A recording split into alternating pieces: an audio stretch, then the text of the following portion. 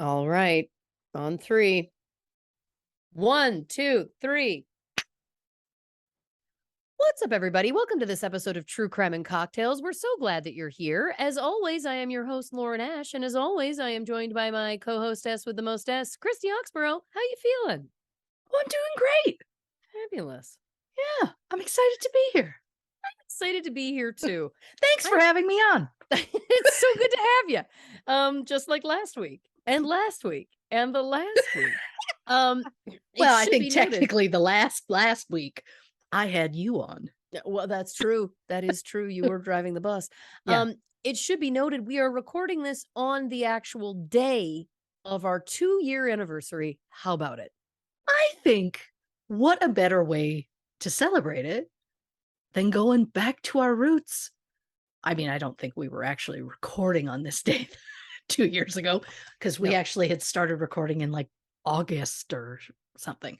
Yes. But the fact that we debuted 2 years ago today is it's pretty amazing. We put out 3 episodes on the first day. Right? Don't ask me which ones. One of them was 13 minutes. That's all I know. That's all I remember. 13 minutes was the first one.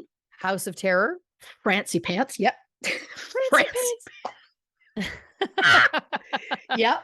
And then number 3.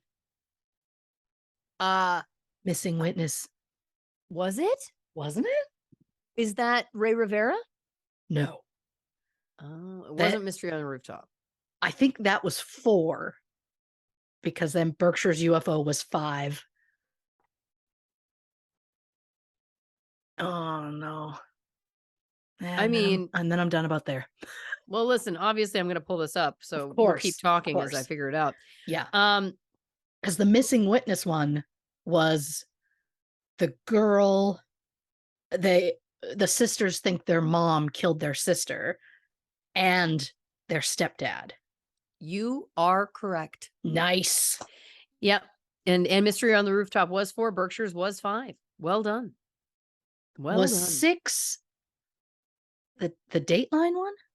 6 was Twisted Tales, a bonus Halloween episode. Damn it. Yep. I got to 5. You did great. That's not bad. That's better. I got to 2, so you did better than me. You did better than me. But listen, it's what an honor. 2 years, 100 episodes. This is episode 101, 101 Dalmatians. 101 episodes. I want to remind you on episode 99, I said 99 Noof balloons. Yeah. Everybody's doing great. Everybody's doing great. Yeah. But it's always, as you know, I like to mark an occasion. Of course. Yeah.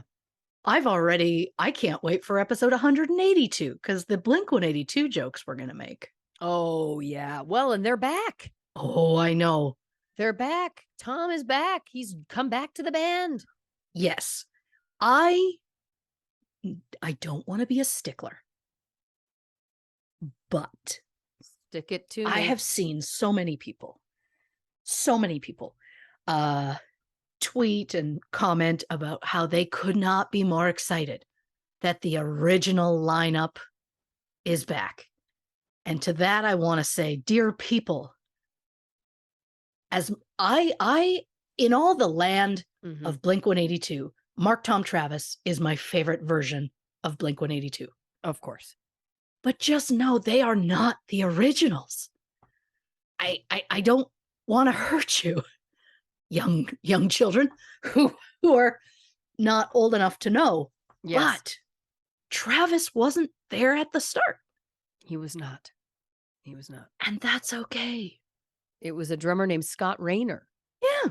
He was there on the Buddha album. He was there on the Dude Ranch album. Yeah. He was there on the there was another EP, I think, that they put out. Cheshire Cat. Sorry, Buddha was the EP. Cheshire Cat was the album. Yep. Then Dude Ranch. Then for Enema of the State, which was the next album, that's when Travis joined. Yeah. So it was some time in. And I think that there could have been part of the tour that they may have done for Dude Ranch. Travis may have stepped in. But again, all of this to say, yeah, you're dead right. Yeah. You're dead right. You know, I like facts, and I just like people to get things correct. Again, Lists and Mark- facts. the Mark Tom Travis show. It's all I want. It's Oh. all I've wanted for years. I've made pleas before, Mhm. and they've currently gone unanswered, but I'm patient. Mhm. I just want one more plea. Dear people at Funko. Yes. Now, you released the Mark and Travis Funkos. And that was it. And I was hoping there would be a Tom, but I understood why there wasn't. And I know because I have it pre-ordered. I know there's one coming out. That's all 3 of them. Right. But I also still feel like Tom should have his own because the 3 of them, I believe it's like a 3 of them together in a box. Yes. But I would like Tom to have his own. Yeah. And For I those would like him wondering, to be weathered like he is now. Because I'm into it. for those wondering, Christy / Blanche has always been a Tom DeLonge girl, and I've always been a Mark Hoppus gal. That's always been the way this has gone. Always. Yeah. It just, we instantly just gravitated. Mhm. And that's just the way it is. Yeah. The devastation when Tom left, I can't. It was hard. It was hard. Can't. And a lot of people have been talking because Tom, of course, was replaced by Matt Skiba. That's how we pronounce that. Skiba. Sure. Skiba. And they put out 2 albums, I believe, with Matt. Yes. Blink-182 as a band. Yes. And then people have been talking about, Matt and how does he feel, and now that Tom's coming back, etc. And I think it's like, what I'd say it's like? It would be like replacing me on this show. Impossible. Well, you could do it, and you would still be able to put out sufficient episodes where you are very well researched. It would be great, but what would be missing is the heart of the piece. You're damn right. Right? And Yeah. it's like, that's the heart of Blink-182 to me was the relationship between Mark and Tom. They were childhood Yes. best friends, teenage best Yes. friends. They had the charismatic charisma factor. Yes. That's the thing. Oh my That's God. the special sauce. Of the 2 of us, you're the one that believes in aliens. I know that I'm the Tom. I know it. I know it. Oh, Yeah. no. Yeah. Look, we have had conversations before about doing this show. Usually it's a lot darker, and it's like if one of us died, Yep. would the other continue the show? Mhm. Which that's not happening. No, But of course. it obviously it wouldn't be the same, but I just don't think I could do it. Look, if Catherine Hahn, I don't know why I'm sticking with Catherine Hahn, but if Catherine Hahn was filling that inbox with I've heard the show, I love this, I would like that. I'd give her an audition. God, I can't wait for the emails we're going to get talking about how much they'd love for me to be replaced by Catherine Hahn. This is going to be a fun week. Oh my God. No, obviously we won't. I'm kidding. What? Okay. It's going to happen. What happens? What happens if I'm like, I can't, I'm out. And you know who's like, ding dong, I want in? Sarah Paulson. We do something else. I like that. To me, it's like, if you go, I drown this baby. You know what I'm saying? Like, this is, I send this up the river. Yeah. You But know? what if Sarah Paulson is like, but what I loved about it was the true crime. Great. Then we can do something else. We can't do this. And it wouldn't be the same. It still wouldn't be the same. It's No. If I met Sarah Paulson today, first Yes. of all, wow. That's all we'd be talking about. It would be great. But I have a Sarah Paulson thing in a second. But if I met her today, we would have to spend, oh my gosh, 30 years together as friends before we could even begin to start a podcast that would even try to rival this. So it's just not going to work. You'll love what this. I love is the idea of you and Sarah Paulson. Yep. You being like, hey, I'd love to do a podcast with you. We're going to need to prep for 30 years. We're gonna be elderly. We're gonna be Oh, that'd elderly. be a hit. Oh yeah, we'd be the new Golden Gals. Yeah. Oh, The it'd be great. Golden Gals. Oh, I like it already that. is writing itself. I very quickly, I'm shooting on my new show, Not Dead Yet, coming to ABC in the new year. And we were shooting on location, so we were at a Yeah. restaurant, and the owner wanted to come up and chit chat with me. Great, and you'll love this. It was one of those things where it's like there's 85 people touching you when you're on set, right? Like someone's doing my Sure. hair, someone's touching my makeup, somebody's fixing my shirt, this gentleman's coming up to talk to me, somebody else is doing whatever. But then he said these next words that cut through the chaos. He said, "The table you're sitting at there, we just shot another show here. You know who was sitting right where you were? Sarah Paulson." And I went, "No shit." I was transfixed. He's like, "She's amazing." And I was like, "I bet." She's a gift of the craft. She's a gift of the craft. But yeah, anyway, that really did tickled me. It made my day. But listen, I get it. If I die, you can replace me with Catherine Hahn. It's okay. I'm Oh not my going to be God. offended. I'm Okay, not offended. first of all, give her an first of all. audition. Give her an audition. I could never replace. But also, I think at that, I think to quote you, I just have to drown it. Well, you know, I mean, think I would be like, hey, folks, maybe I'll just do something else. but I Oh think God, if but it- then it's going to be me talking to a Lauren puppet and I'm doing both the voices, and then people are really worried. I think if you know who you could replace me with, and I would be 100% okay with it, Tom DeLonge. But he's going to want to do one about aliens, and I'm going to have to lie. I could. That'll be. But that'll be part of the magic. And see, I think for me, it's that if I'm being Mhm. replaced by a man, for example, there's no Yeah. competition for me there. Sure. He's not going to be me. He can't. Okay. He can't bring the sass, the charm, the pizzazz of old No. Ash. No. That's only going to happen if Ryan Reynolds agrees to this. And I'm not asking, unless you were in Clue before you died. That would be that. Listen again, then I'd be okay with that too. Anyway, Yeah. what I like again is that we're planning our own funeral wishes, including what we do. You know what we do with this. But you know, I was going to tweet a joke the day that Blink-182 announced there's going to be a tour, there's going to be a new album, etc. Yeah. I was going to tweet the following joke, and I didn't because I did not want people to think that I was doing this in poor taste. But there was that one part of me that was, of course, like, which was going to be so excited that Tom's coming back to Blink-182. It's so sad that we had to kill Angela Lansbury to get this. Because it happened the same day. It happened the same that day specifically. Yeah. I have never been more overstimulated or overwhelmed mentally in my life. To be From honest the with you, second I woke up. To be honest with you, you were texting Lauren Ash style that day. Well, I can't imagine what those furious, frantic, emotional. It's just because that was the thing. I always set my alarm for like a little bit earlier than when I need to actually get up, so I can look through email and kind of like wake myself up still cozy before I actually have to get out of bed. And one of the emails was like, Tom's back in, Blink-182 are getting back together. And I was like, oh my God. And I was like trying so hard.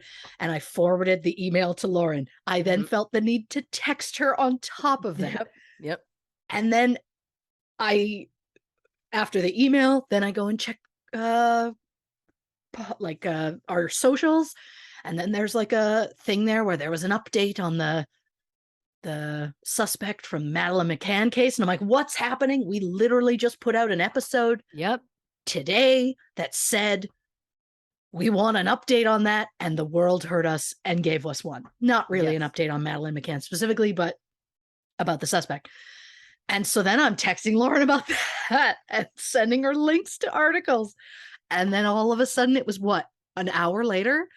And I was like, and then Angela Lansbury. And I'm like, and then I'm upset about that. And my husband works from home, and he would come out of his office to like grab a drink or something. And like he was coming out like every half hour. And every half hour, I had something new to tell him. Every time he came out, I went, oh my God, you'll never guess. And he's like, okay. And then he made the joke, well, I'll be back in half an hour to see what you have to tell me. And I always had something else. Like it was a nonstop news day for us, and I didn't know how to handle it. So it was just wild texts constantly.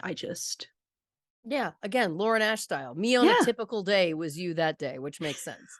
Now it should be noted also, yes, in our last episode, we did bring up Madeleine McCann, that case. Yes. As of the recording of this show, Christian B., who of course was named as a suspect in that case, has not officially been charged with any crimes connected to Madeleine McCann's disappearance. There has been other charges brought against him, but just bringing everybody up to date as of right now. Right. October 13th, 2022, when we're recording this, there is no, sadly, further update on her case that we can give. Just wanted to throw that in there. Of course. But I also want to say, I didn't want to come off as glib about Angela Lansbury's death because she was a treasure. I was deeply affected when I heard that she passed. I feel like a year in which we lose Betty White and Angela Lansbury feels very overwhelming. And Christy and I said the same thing at the same time via text that day, which was, somebody protect Julie Andrews. We're worried that, again, it's like these celebrity deaths, they'll come in threes, and God forbid. God forbid. I don't know how I function with that. That one is going to be, yeah. I don't even want to talk about it, to be honest with you. I know. You know what it is? I'm more comfortable talking about my own potential death and being replaced by Catherine Hahn than I am talking about patron saint Julie Andrews dying. I can't. Yeah. Look, I'm going to have to. That makes me think of Dolly Parton, and I can't get into that. Oh, I can't. I can't. I'm going to quote you. This might be from a Patreon episode. I don't remember, but what if Catherine and I don't have the couch banter? It's possible. Listen. Okay. Okay. I won't be Deal? here to know. Paul Rudd. Take him. Yes. But he'd be like, how come your video's not on? I'm like, I can't physically look at you, Paul. You would basically turn into Chris Farley on the Chris Farley show when he would interview like Paul McCartney or whatever. Do you remember when you were in the Beatles? Remember when you were the sexiest man alive, Paul Rudd? Yeah. That was awesome. We'd be a hit. Yes. Absolutely. And I would make it a bit where he always had to bring a friend on, and he would just have to describe the friend to me until I figured out who they were. That's cute. Well, yeah. Oh God, Paul, look, I don't have a lot of time, but I could squeeze in a second podcast if you're up for it. Listen, I respect it. Absolutely. It's just 20 minutes of him giving me clues. Yep. And me trying to figure it out. Mm-hmm. Rudd's studs. Fuck off. Oh, I like this. Oh, that sells itself. Right? Oh, Paul Rudd. Let's do this. Yeah, we gotta because the joke is my first question. It'll be like, I can only ask yes or no questions to figure out who it is. And my first question always is it a man? And he's like, yes. And it's always a man. Always. Although he might surprise me in episode 100. Exactly. She writes the story. Shout out to Angela Lansbury. Yes. May she rest. What a beautiful, wonderful career, wonderful long life, truly treasured by so many, including both of us. And I do have to mention someone who we have discovered did 5 episodes of Ms. Lansbury's hit television program, Murder, She Wrote. Yeah. Is a gentleman named Robert Pine. Yeah. Now, I know what everybody's thinking. who's Robert Pine and why are you bringing him up? Well, there's a specific reason. Yeah. Robert Pine is the father. So one gentleman we've talked about on this show quite a lot recently. I have anyway. A gentleman named Chris Pine, or as we like to call him, Christmas Pinecone. And Christy threw something at me this week that rocked me to my core.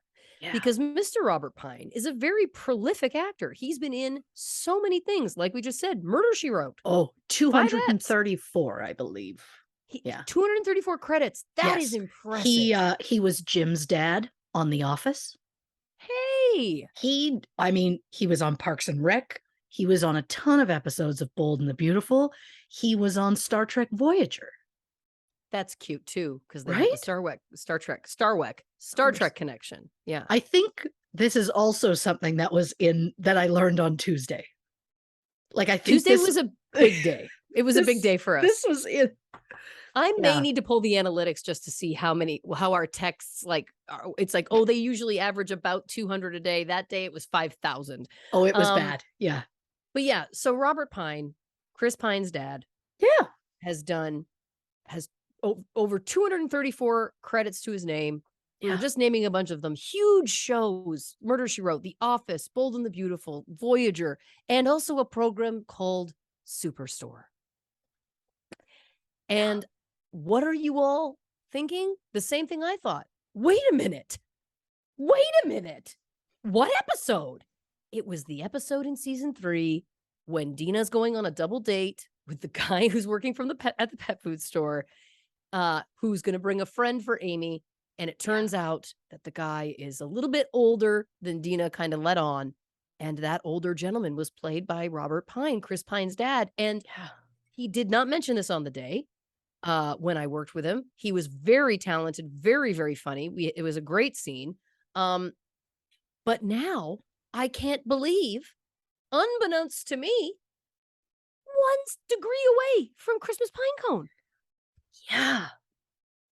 Oh, yeah. And that feels like a synergy, because I just started talking about Chris Pine and how deeply, viscerally affected I was by him in Don't Worry, Darling. Then he cuts his hair the same day I think all of this happened. And he's got this Silver Fox daddy thing going, which I'm saying hardcore yes to. Yeah. And now I find this connection. I don't know, listeners. It just feels like the synergy, the synchronicity is starting to get wild. Yeah. So you're 1 away from Pine, which means you are 2 away from Tom Hardy. Yep. And 2 away from Reese Witherspoon. Yeah.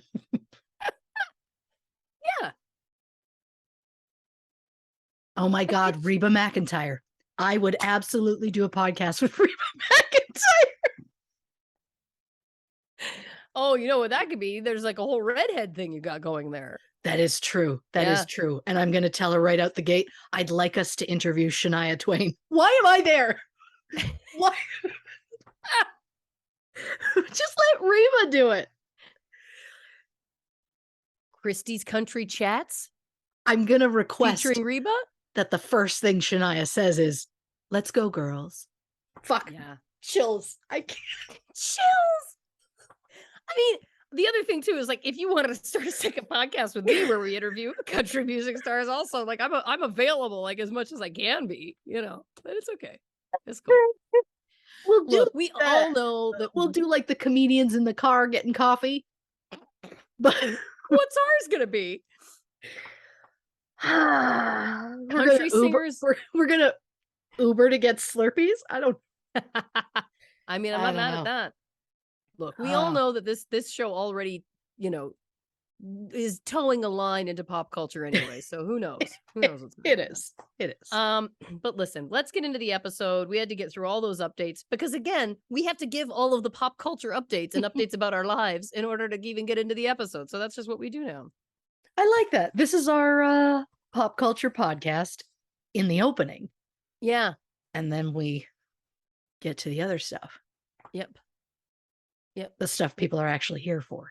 That's right. I wonder what we could call this portion. Like pop culture bites. You know what I Shit. mean? I had something the other day. Oh, I can't even remember what we were talking about. Can't remember, but I wrote down if we ever did a pop culture podcast, we Mhm. should call it Gossip for Good. I don't know why. I love it.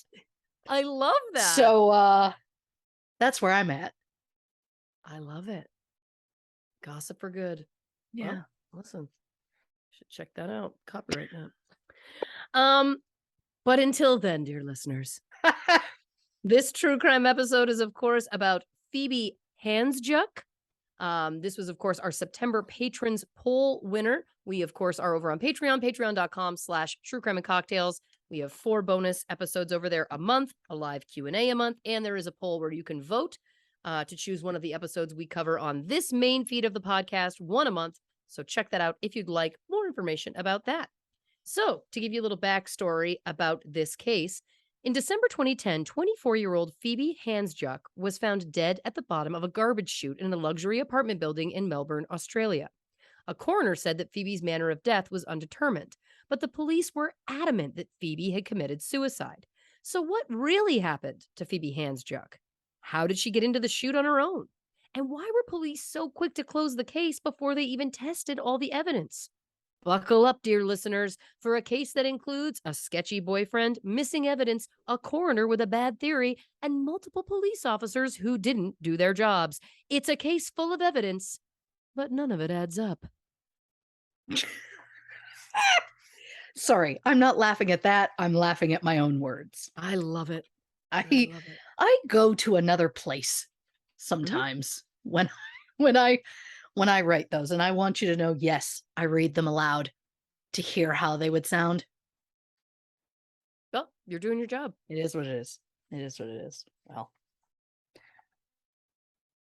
Oh, so as always, well, yes, I'll say as always. We've been doing this for a long time now. Yeah. Disclaimer right off the hop of it. This episode will contain mentions of suicide, domestic violence, and substance abuse, so trigger warning for those who need it. And something else that I want to warn about right off the top. I will not be talking kindly about the police in this episode. And while I don't normally warn about that and likely won't in the future, we have recently received some comments on our social media regarding the way we speak about police. Or more specifically, some feel that we've been too hard on the police in our latest episodes. I've said it before, and I'll say it again. When I speak negatively about the police, I am not speaking about every police officer as a whole.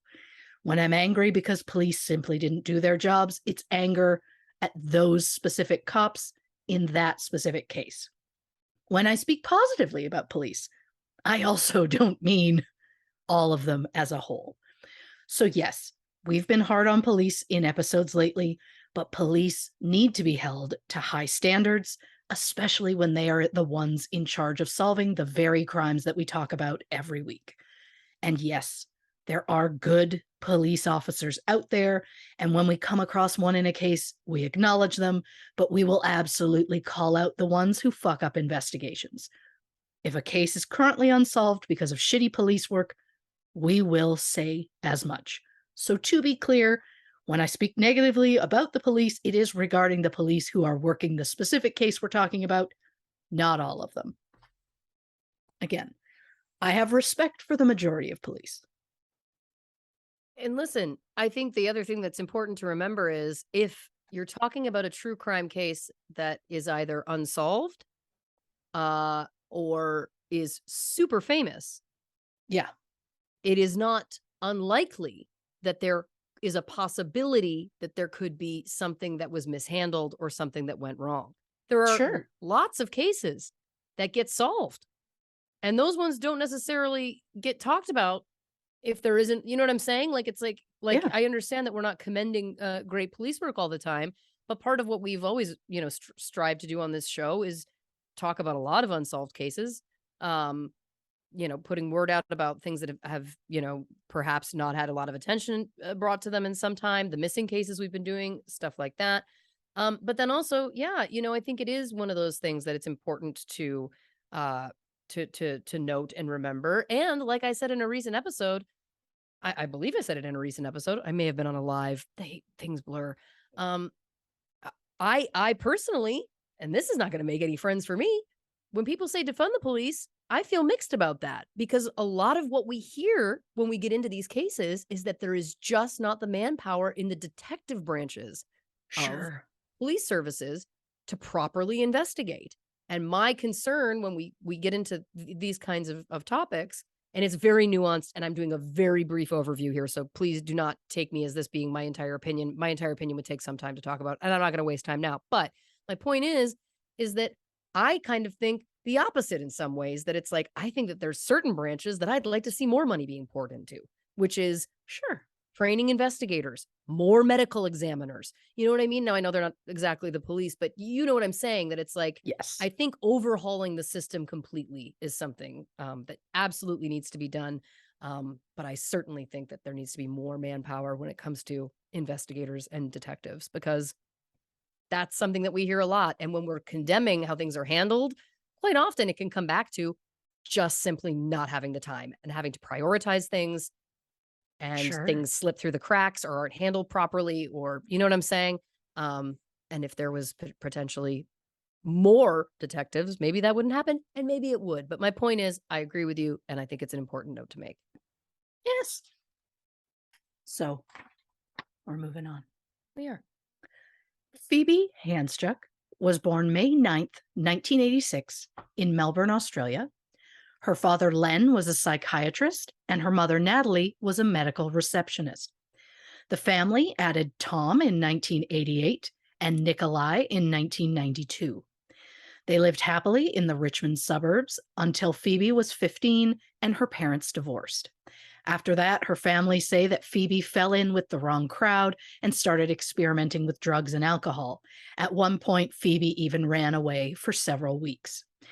Phoebe attended Sophia Mundy Steiner School in Abbotsford, but left at the end of year 11 after starting a relationship with a teacher twice her age.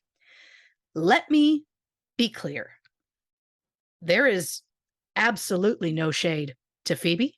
She was a child. Shame on the man for willingly having a relationship with a teenage girl. Mm-hmm. Again, I can't come on our show again and scream, well, she's an old soul. No, No. she's a child. Yep. Stop it. The only reason you don't go after women your own age is because they see through your bullshit. Yep. Anyhow. Yep. So, Phoebe worked various jobs in sales and fell into a depression. Her father, Len, referred Phoebe to one of his colleagues, and she was eventually put on antidepressants.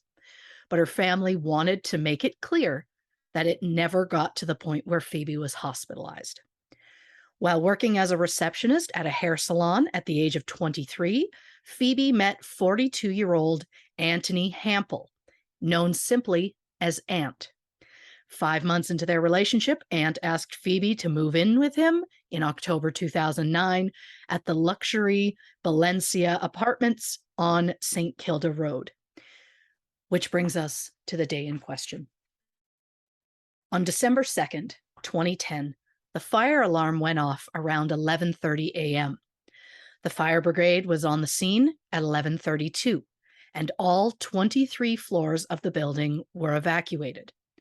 According to CCTV footage, Phoebe was seen leaving the building with her boyfriend's dog Yoshi at 11:44 a.m. According to a witness, Phoebe stood with the dog on a strip of grass at the front of the building before re-entering at 11:50 a.m. At the time, some renovations were being done in the penthouse, and some of the contractor's tools set off the alarm. The alarm went off a second time at 6:05 p.m. However, it was quickly turned off and the building was not evacuated. The contractors said they had wired something incorrectly. The fire brigade again arrived on scene and left by 6:35.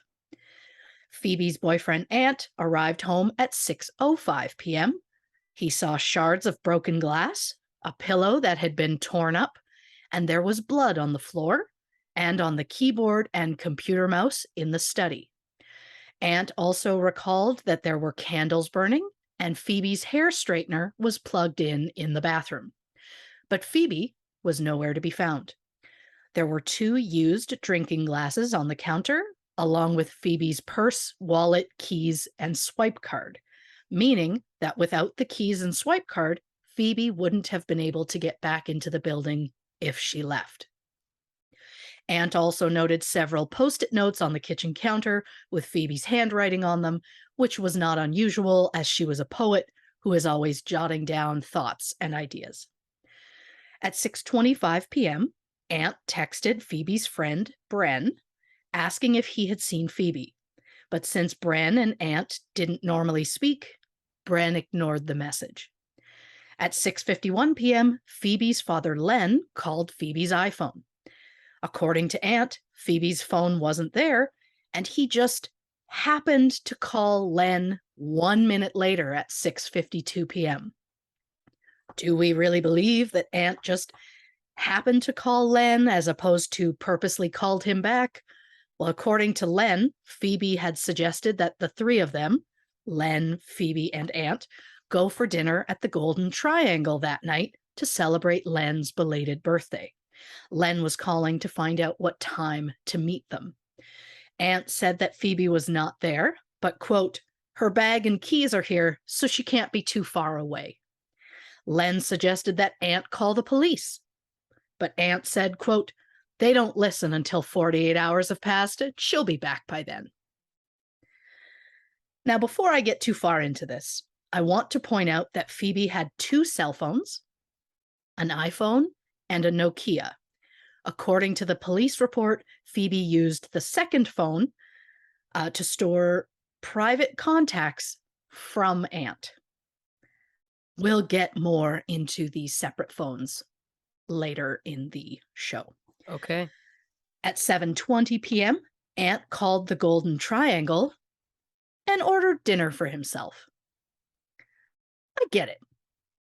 You're done work, you're hungry, but the fact that he didn't order something for Phoebe for when she got back makes it feel as though maybe, allegedly, he knew she wasn't coming back. But what do I know? I'm just a highly skeptical person who trusts no one. Mm-hmm. At 8:03 p.m., the delivery man buzzed the apartment, and when he got to the door, he told Ant that there were swarms of police at the building. So to clarify, Ant arrived home, found blood and broken glass, and saw Phoebe's keys and swipe card, knowing she wouldn't be able to get back in the building, and yet he had no concern about her whereabouts. And even though Ant told Phoebe's father he didn't think she'd be gone that long, Ant ordered food just for himself and from the restaurant that she planned for all of them to go to dinner at, which is also weird. Beth Ozelup, the afternoon concierge at the Valencia apartments, arrived at her office when someone told her that there was crumbs all over one of the elevators. Since the cleaning staff only worked in the mornings, Beth had to deal with it personally. There was a broom and dustpan across the hall from her office in the compactor room, but when Beth unlocked the door, she noticed there was something in the way of the door. She shoved her shoulder into the door, which opened it enough to trigger the automatic sensor that turned the lights on in the compactor room. Beth noted that one of the 4 garbage bins that sit below the trash chutes had fallen over, and there was garbage all over the floor. When she opened the door further, she noticed something between the door and the wall. At first, Beth thought it was a mannequin, but then she realized it was the body of a woman. Beth told author Robin Bowles that she screamed and ran to her office, where she called Eric Giamario, who was the on-site manager. She then called 000, which is basically their 911, and then made a call to her sister. The ambulance was called at 7:20 p.m. and arrived 7 minutes later, around the same time as the police. However, while the paramedics grabbed their gear, the police officers headed straight to the scene. Paramedic Christy Cook said she tried to enter the area but was stopped by an officer who told her no one was allowed in because it might disturb the crime scene.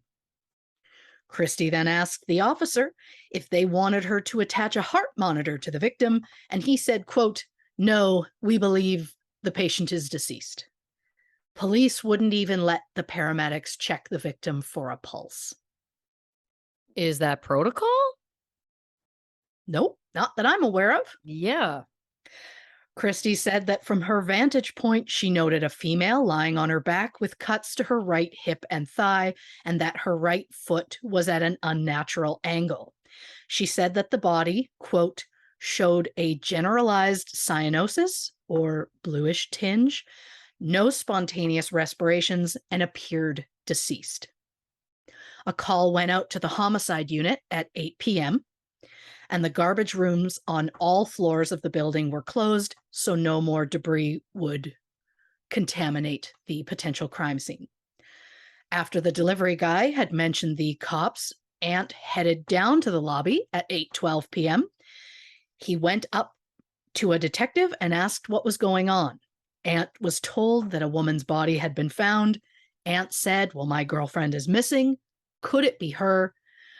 The detective asked Ant to go back up and get a photo of his girlfriend. He did. The detective compared it to the photos that another detective had taken at the scene, and he said he did believe that the deceased woman was, in fact, Phoebe Handsjuk. Phoebe was just 24 at the time of her death. She was described as vibrant, intuitive, sensitive, and incurably romantic. She was adventurous, musical, creative, and considered to be a real live wire. It is believed that Phoebe entered the garbage chute on the 12th floor and fell 30 meters to the garbage bin at the bottom of the chute. She survived the initial fall. However, the compactor blade nearly severed her right foot completely. When Phoebe hit the garbage can, it fell over and she ended up on the floor. And now this is going to be uncomfortable to hear, but based on the blood trails, it is believed that Phoebe dragged herself to the door, but was unable to open it. Her bloody handprint was found on the back of the door. Oh, God. When Phoebe was found, she was lying on her back with her belt unbuckled and her jeans down below her knees. There has been no explanation as to why her jeans were down, but part of me wonders if Phoebe tried to use her belt as some sort of tourniquet because she knew she was bleeding badly, but maybe she passed out before she was able to finish. I'm going to be clear, there were no signs of any sexual assault. Okay. Phoebe's Prada sunglasses were also found near her body.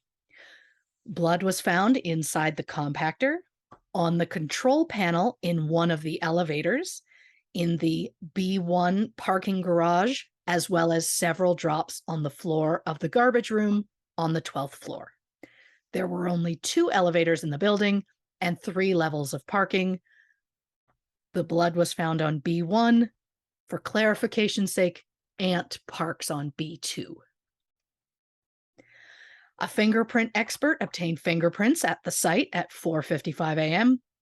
He reported, quote, "No fingerprints of any identifiable value were located on any of the items I examined at the scene."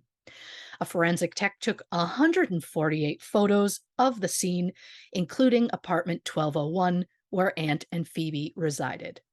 Police asked about the ripped up cushion. Ant believes that it was the fault of his American Staffordshire Bull Terrier, Yoshi, who allegedly had behavioral issues. Ant told police that Yoshi, quote, would tear through things on a daily basis. So when he saw the cushion, it wasn't unusual. And if that's true, I find it very interesting because people who know Ant personally say that he doesn't like messes at all. He wouldn't even let Phoebe bring all of her stuff to the apartment. He just didn't want too much stuff around. So if it's true, it's amazing to me that he didn't give the dog away or pay for a trainer or something like that if the dog is destroying something every single day. And to be clear, I am not suggesting you get rid of a pet if they have some sort of problem. I have a cat that pees on my floor every single day. If it was on tile, linoleum, anything, fine. But no, she chooses carpet. It's hell. But I chose her, and she's mine for life. That's how it works. I'm also trying to work on many things to get her to stop, but Mhm, mhm. we'll see. We'll But see. you're It's saying a you're nightmare. saying for The someone point who's is, you very adopt. particular. Yes, Yeah, there are so many people in the world who get to a point with a pet and go, not for me, and yeah. let them be adopted by someone else. We are not those people, and we're not No, suggesting we anyone are be we those are people, but lifers. We are yes. lifers. But I But hear you that you're saying if this guy was, like, super uptight about it, it's interesting that then he'd be like, "Oh, yeah, ain't no thing, just my dog," when other people are it's like, "No, that's not like him." Like, that's important to note. it is weird to me. So, investigators concluded that Phoebe entered the chute sometime between 12:03 p.m. and 7 p.m. The fact that they were never able to narrow it down further than that feels so suspicious to me for whatever reason. Especially because they're saying she could have gone in sometime between 6 and 7 when her boyfriend was home. Yeah. We'll get into that later. Phoebe's body was removed from the scene at 2:45 a.m., and she was officially declared dead at 4:30 a.m. The autopsy was completed by Dr. Matthew Lynch, and it took just over 3 hours. Lynch reported that the injuries to Phoebe's lower body were consistent with a fall down a narrow chute. Her right foot had been nearly amputated, and multiple arteries had been severed. I also find it interesting that even after an autopsy, they couldn't narrow down like time of death to decide maybe when Yeah. she. But That's odd. it just gets odder from here. Yeah, I'm sure of it because I already have a lot of questions. Yeah. Phoebe also had several broken bones, but there was no sign of neck trauma. There were, however, multiple bruises on Phoebe's upper arms, wrists, and neck, as well as a subdural hematoma on the left side of her brain that didn't come from the incident. Sorry, that didn't appear to have come from the incident. Dr. Lynch didn't consider those particular injuries to be significant enough to mention in his report. A detective who truly tried to investigate this case mentioned the bruises after noticing them on photos of the victim. They are not mentioned in the official autopsy. Toxicology revealed that Phoebe's blood alcohol was 0.16, which is more than 3 times the legal limit. She also had 1 or 2 pills of Stilnox in her system, which is a prescription sleeping aid, also known as Zolpidem. Dr. Lynch also confirmed there was no sign of sexual trauma. Dr. Lynch concluded that Phoebe died from multiple injuries resulting in exsanguination, aka significant blood loss, and ruled that Phoebe's manner of death was undetermined. He added, quote, "I am not in the position to exclude the involvement of other parties." And yet, police quickly determined that Phoebe's death was suicide. In fact, around 9:40 p.m., when the concierge Beth, who found Phoebe's body, was visibly upset, one officer told her, and I quote, "Don't be too upset. She took her own life." And I have a lot of issues with that statement. One, suicide does not make a death any less devastating to those involved. No. Two, that poor woman found a possible dead body, which is upsetting. So cut her some slack. And Yes. three, in less than 2 hours on scene, without having investigated anything, the officer was already convinced that Phoebe's death was a suicide, even though it clearly looked like something else was going on. And since police were quick to assume what happened to Phoebe, it means third-party involvement just wasn't really investigated in this case. But I'm also curious, if the police were so quick to think it was a suicide, then why did they refuse to let the paramedics in out of a fear they would disturb the crime scene? The idea that paramedics had to stand by and not potentially help the victim. What if there was a faint heartbeat? What if it was possible that the paramedics could have saved Phoebe? I know that it was assumed that she was dead, but to me, no one was 100% sure, and I think it's highly suspicious that no one checked. Police were determined that Phoebe's death was a suicide, but since there were a lot of suspicious things that didn't add up in Phoebe's death, her family weren't willing to accept that. So in August 2013, Phoebe's mother, Natalie, raised $50,000 to cover the cost of an inquest. Aunt opposed the inquest, as his lawyers said there was not enough evidence to prove it was a homicide. Mm. And I'm sorry, but if my partner dies, I am absolutely going to want every inquest possible to determine what truly happened. So again, you look a little shady, Aunt. Mm-hmm. Experts spent months going over the case, and the official coronial inquest lasted 17 days and included 29 witnesses and more than 150 exhibits.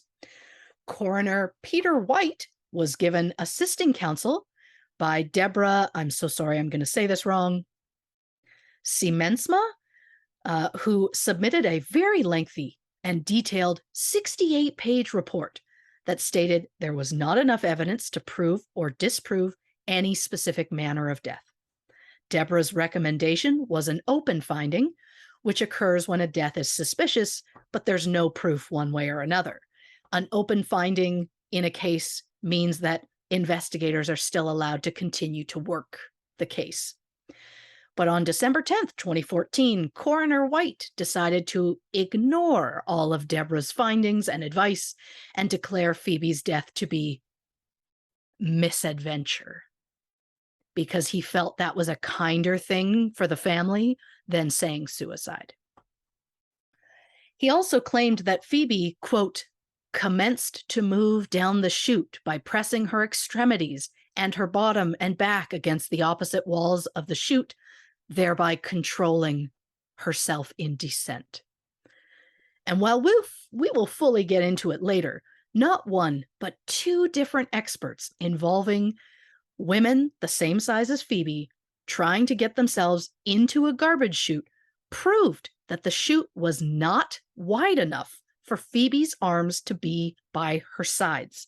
The only way she could have fit down that chute would have been with her arms above her head, and there's no way she can control her speed with her arms at that angle. Coroner White claimed that the absence of serious internal injuries was proof that Phoebe was able to control her speed of descent. And I say the fact that she couldn't physically fit and the fact that she didn't have any dirt on her arms, despite the inside of the chute being really dirty, proves that she didn't, in fact, press her arms to the inside of the chute. Coroner White's findings stated that Aunt and Phoebe's relationship was deeply troubled and that Phoebe had been going through a low mood. He praised Aunt for being supportive and said he found no history of physical violence. And to that I say, it's possible that there can be physical violence, but maybe Phoebe just didn't report it. Mm-hmm. It's also possible that there was no physical violence, but we know that Phoebe had previously told her therapist that Aunt was being verbally abusive. Also, there were unidentified bruises found on Phoebe's arms and wrists that appeared as though someone had grabbed her. I'm not saying it was Aunt. I'm just saying that Coroner White might not know the whole story. But along with outright praising Aunt, Coroner White also specifically ruled out Aunt as a suspect. Because even though he wasn't a suspect, Aunt's lawyers requested that Coroner White, quote, make a positive finding exonerating his client from any involvement in Phoebe's death. And if I wasn't suspicious before, which I was, I am now. Yeah. After Coroner White's findings, Aunt released a statement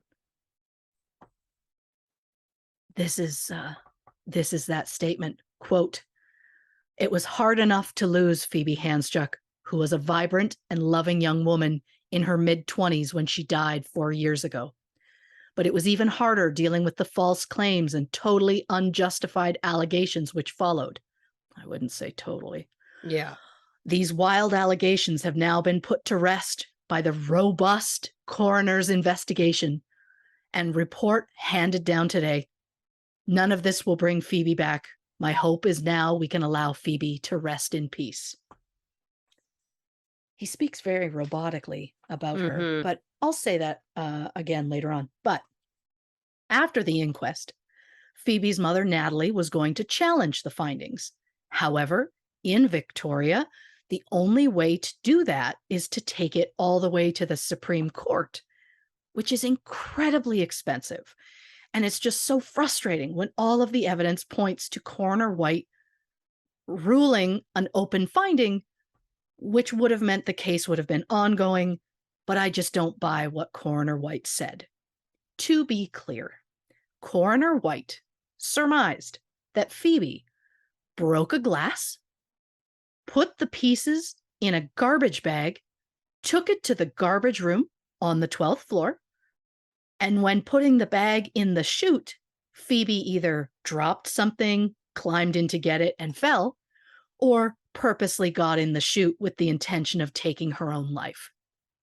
Which leads us to a section that I've titled Things That Don't Add Up About Coroner White's Theory. Mhm. One thing I will agree with, there was glass broken somewhere in that apartment. However, I doubt that Phoebe took the broken pieces immediately to the garbage chute, because there were still obvious glass shards in the apartment when police arrived. Also, there was no broken glass or bags containing broken glass found anywhere in the garbage. There were no bags found outside the garbage chute door. So there is zero evidence that Phoebe went to the garbage chute with any glass. So it's wild to me that the coroner would include that in his theory, especially when it is so easily disprovable. Yeah. Oh, and the glass shards, they weren't tested to determine if they matched the glasses in the apartment. There also wasn't any sort of spilled liquid on the ground, so it's assumed the glass was empty when it was either dropped or potentially thrown. And the idea that Phoebe dropped something into the chute and went in to retrieve it, sure, that's possible. But if she had been leaning into the chute, she would have fallen in headfirst. But we know, based on her injuries, she went into that chute feet first. If an item had fallen in and she couldn't reach it, why wouldn't Phoebe just take the elevator down to the main floor and try and get in the compactor room where all the chutes empty into? And yes, Phoebe was intoxicated at the time. So is it possible she thought going down the chute would be faster and potentially fun? Because you know how you can be when you're not sober. In the grand scheme of anything is possible, sure. But then explain to me how there were no fingerprints on the door of the chute, and how Phoebe would have pulled herself up into the chute while she was intoxicated. Coroner White also said Phoebe likely cut herself on the glass, which would explain the blood in the apartment. But if that's true, then why was there no blood on the garbage chute door or the walls around it? To pull herself up into the chute, there was nothing to hold on to, so she would have had her hands on the walls and blood would have been everywhere. There was nothing. I also find it interesting that Coroner White fully exonerated Ant when his advising counsel's report said, quote, "Aspects of Mr. Hample's evidence were unsatisfactory." So why exonerate a man when there is no evidence? Investigators said that Phoebe went into the chute sometime between 12 and 7. We know Ant got home at 6:03. An hour is more than enough time to have a fight, throw a glass, and try and dispose of a body. Or Maybe he came home and found Phoebe drunk and he was mad about it. So he put her in the chute to teach her a lesson, thinking he'd scare her straight. It's possible he put her in the chute not realizing that she would die or get hurt in any way, just like it's possible that he put her in that chute hoping that she would. Allegedly. Mm-hmm. But we will focus more on Ant and our theories later on. But I want to talk about the police in this specific case. I know that I'm not an expert, but so many of these officers failed Phoebe. Not all of them, but especially the first investigators on scene. So we're going to take a moment to point out all the ways the police failed Phoebe. When they first arrived at Ant's apartment, police noted large, dirty boot or shoe prints heading away from their door. Based on the length of the stride, an officer determined that the person was either tall or possibly running. But for whatever reason, officers did not photograph these prints or attempt to identify them in any way. In the apartment, there was blood and broken glass. For some unknown reason, not all of the blood was tested. There was blood found on a computer mouse and a keyboard in the study. It also wasn't tested. Police didn't photograph or test the blood that was found on the 12th floor garbage room door. Not the chute door, because that had nothing on it. I'm talking the door to get into the room that has the chute. 2 glasses were found on the counter. Neither were tested or dusted for prints. They failed to thoroughly check the apartment, including all of the garbage cans, because they didn't look at garbage cans in the bathrooms, or I believe there was one in the bedroom and maybe the study as well. They missed multiple garbage cans, is my point. At least one of the 3 potential crime scenes were not properly secured. They waited months before contacting Ant's staff to confirm his movements that day. One was interviewed 4 months later, and 2 were interviewed 11 months later. They didn't take statements from the paramedics. They didn't take one from the building's manager until January 10th, 2012. I remind you, Phoebe's death occurred in December 2010. Despite there being 14 CCTV security cameras in that building, police only looked at 3 of them. And even though the officers were immediately told that footage gets recorded over every 2 days, they didn't try and save the footage until 18 months later. Shockingly, by then the footage had been erased, but more mysteriously, by then the hard drive for the CCTV footage had gone missing. Oh boy. Police didn't speak with the manufacturer of the garbage chute to find out if Phoebe's injuries were consistent with the chute and the compactor. After Phoebe was identified, police left Ant alone in the apartment twice, even after finding blood at the scene. They wouldn't let paramedics near an injured person because they thought they might wreck the crime scene, but they let the victim's partner be alone in the apartment that looks like a fight had broken out. Despite blood being found on the computer, police waited until March 2011 to seize the computer and Phoebe's laptop. If Phoebe had taken her own life, as the police believed she did, wouldn't it be likely that maybe she might have left a suicide note on the computer, especially if there was blood on it? And when the computers were finally searched by police, they only searched them for the terms depression and suicide. Oh, God. After Phoebe's laptop was released to her family, Phoebe's brother Tom got into Phoebe's email account and found that all of her outgoing emails had been erased. Whoa. But of course, we don't know if that happened before it got to the police or not. And Right. if this wasn't all frustrating enough, one final thing I want to mention, which brings more questions than answers, is a piece of paper that was found in Phoebe's pocket during the autopsy. It wasn't mentioned in the autopsy report, but was found by Victoria forensic science employee Louise Brown. The paper had a phone number written on it, which was registered to Tina Smith. The number was for a prepaid cell phone, so the name Tina Smith, as well as the address associated with it, were fake. During the inquest, Deborah Siemensma noted that the number was almost identical to one of the numbers in Phoebe's phone, and that Phoebe had called the nearly identical number 3 nights before her death. It is believed the number could be associated with a known drug dealer in the area, but I could not confirm this. The real kicker here for me is that not only was the number not listed in the autopsy, but also it seems like it wasn't mentioned at all until Louise gave the paper to Detective Brendan Payne on June 20th, 2011, more than 6 months after the paper was found. Why did she wait so long to give the police the paper? Did the original coroner and/or police dismiss it? So she waited to find the right person to give it to. Since it was so long after, how do we know the paper was found in Phoebe's pocket? It's all just pure madness at this point. Yeah. Oh, wow. I mean, Yeah.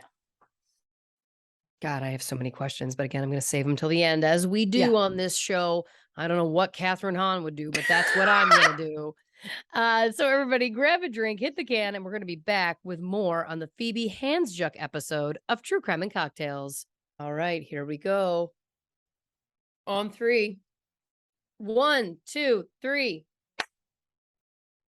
Welcome back to this episode of True Crime and Cocktails. We're, of course, talking the case of Phoebe Handsjuk. And before the break, it was pure madness. Where are we heading now? Well, I have thrown a lot of information out already in the first half of our program. Mm-hmm. The main thing to remember in this moment, if you remember nothing else of everything I've told you, remember that Phoebe's cause of death was exsanguination or extreme blood loss. So the big question is, what was her manner of death? I see. As we know, there are 5 options: undetermined, natural, suicide, accidental, and homicide. Police believe it was suicide. One coroner said undetermined. The inquest coroner said misadventure or accident. Right. We're going to skip undetermined, as that, what do you even talk about? Yeah. In that, we're also going to skip natural because we know it absolutely was not. Yes. So given what we know, is it possible that Phoebe took her own life? In the grand scheme of anything is possible, sure. Not to be crass, Mm-hmm. but I personally think, again, my opinion, if Phoebe was planning to take her own life, she would have possibly used too many sleeping pills or jumped off the balcony from their apartment. Phoebe confided in a friend in the summer of 2010, 6 months before her death, that she had pulled a chair out onto the balcony so she could stand on the railing. So if something's been on her mind before, it would make sense that maybe it would be on her mind again. But to specifically choose climbing into a garbage chute does not add up to me, especially when it would have been incredibly difficult for Phoebe to get into the chute on her own while inebriated. And speaking of difficult, the chute door was 1 meter off the ground and had an opening that was 14.5 inches by 8.6 inches. So it was a tiny opening. Even if Phoebe decided to use the garbage chute, she would have needed to pull herself up with something. The chute, again, it's 1 meter off the ground And with nothing else around, she would have had to use the chute's door to pull herself up. But remember, there were no fingerprints on the chute door. And according to the coroner at the inquest, Phoebe's hands were likely bleeding, so she would have left blood on the garbage chute door, but there was none. But if she got into the chute on her own, how would she physically do it? Well, during the investigation, police never checked to see if it was physically possible for Phoebe to get herself into the chute. So Phoebe's grandfather, Lorne Campbell, who is a retired police officer, decided to conduct an experiment himself. Lorne brought in a friend of Phoebe's who was the same approximate height and weight as Phoebe and had her try and climb into a replica of the chute. Detective Brendan Payne, who seemed to be the only investigator willing to actually investigate this case, also attended the experiment. Shout out to Detective Payne for genuinely looking into this case. The friend managed to get herself into the chute, but she said it was extremely difficult, especially since the friend was sober at the time of the experiment, and we know that Phoebe was not. It would have obviously been more of a challenge for someone who was not sober in the time. The true crime show Under Investigation with Liz Hayes did an experiment with a woman trying to get into an exact replica of that garbage chute. The woman, again, same height and same weight as Phoebe. This woman was even wearing similar clothing to what Phoebe was wearing. The woman said it was really tight and scary. And as you try to get inside, the door just closes in on you because there is a big spring that's constantly pulling the door. The woman doubted that she would have been able to enter the chute if she was intoxicated. FYI side note, during this experiment, they also had a man try and place the woman into the chute. Police had originally said it was easier for Phoebe to get into the garbage chute by herself than it would have been for someone to place her in it while she was unconscious. And while we don't know the size of the person who may or may not have placed Phoebe in the chute, the man in the experiment had no problem picking up that woman, opening the chute, and putting her in. No problem at all. Something to keep in mind. Again, we don't know the dimensions. We don't know how tall the man was versus who it could have been. I'm just saying it's right. Right. For something police said was so hard and could never be done. It's doable. But I just can't believe that Phoebe physically got into that chute on her own, especially without leaving any blood or fingerprints anywhere. And while we're on the topic of suicide, we should also check out Phoebe's mental state at the time. We know that she suffered from depression and she was on medication for it. On December 1st at 10:33 a.m., the day before her death, Phoebe sent out a strange group text message to 8 people, which included her parents, her brothers, her grandmother, her boss, and aunt. The message read, quote, "Hi family, I am in bed and about to sleep, and when I wake, I will transform into the most incredible human being you've ever seen. Not. I will go to hospital. It's safer there, and I hear the special tonight is tomato soup. Delicious, nutritious. I love you all very much, but not enough to send an individual text. Sorry about that, but time is sleep, and I must be on my way. Merrily, merrily, merrily, life is but a dream. XO." Her grandmother was so concerned about the text that she called Aunt at 10:35 a.m. to ask him if Phoebe was okay. Aunt said he hadn't seen the message yet, but that Phoebe was sleeping when he left for work, and he would stop by the apartment during the day to check on her. Phoebe's mother texted Aunt to say the same thing, and Aunt told her Phoebe was fine. Thing is, remember how I told you earlier that Phoebe had 2 phones? This message came from her iPhone, which was having problems holding a charge, so Aunt told police he took Phoebe's phone to get it repaired. on December 1st, and that he dropped it off on his way to work. But if that's true, that means that Phoebe wouldn't have had the phone in her possession when that group message was sent. Ant has since said he was mistaken, and he's pretty sure he actually dropped the phone off December 2nd, not December 1st. Police spoke with the repair shop, but they had no record of when the phone was dropped off, but they had a receipt showing that it was picked up by Ant's father days later. So did Phoebe really send the message, or did Ant realize his mistake and change the date in his story to the police? But with everything going on, there was some positivity for Phoebe. On December 3rd, the day after her death, Phoebe had plans to help her mother decorate for her brother's 18th birthday. The week after, her grandfather was turning 70, and soon after that, it was her best friend's birthday. So it seems that Phoebe had a lot to look forward to. But as we always say, at the end of the day, we don't know what's going on in someone's head, so we can't rule out suicide for sure.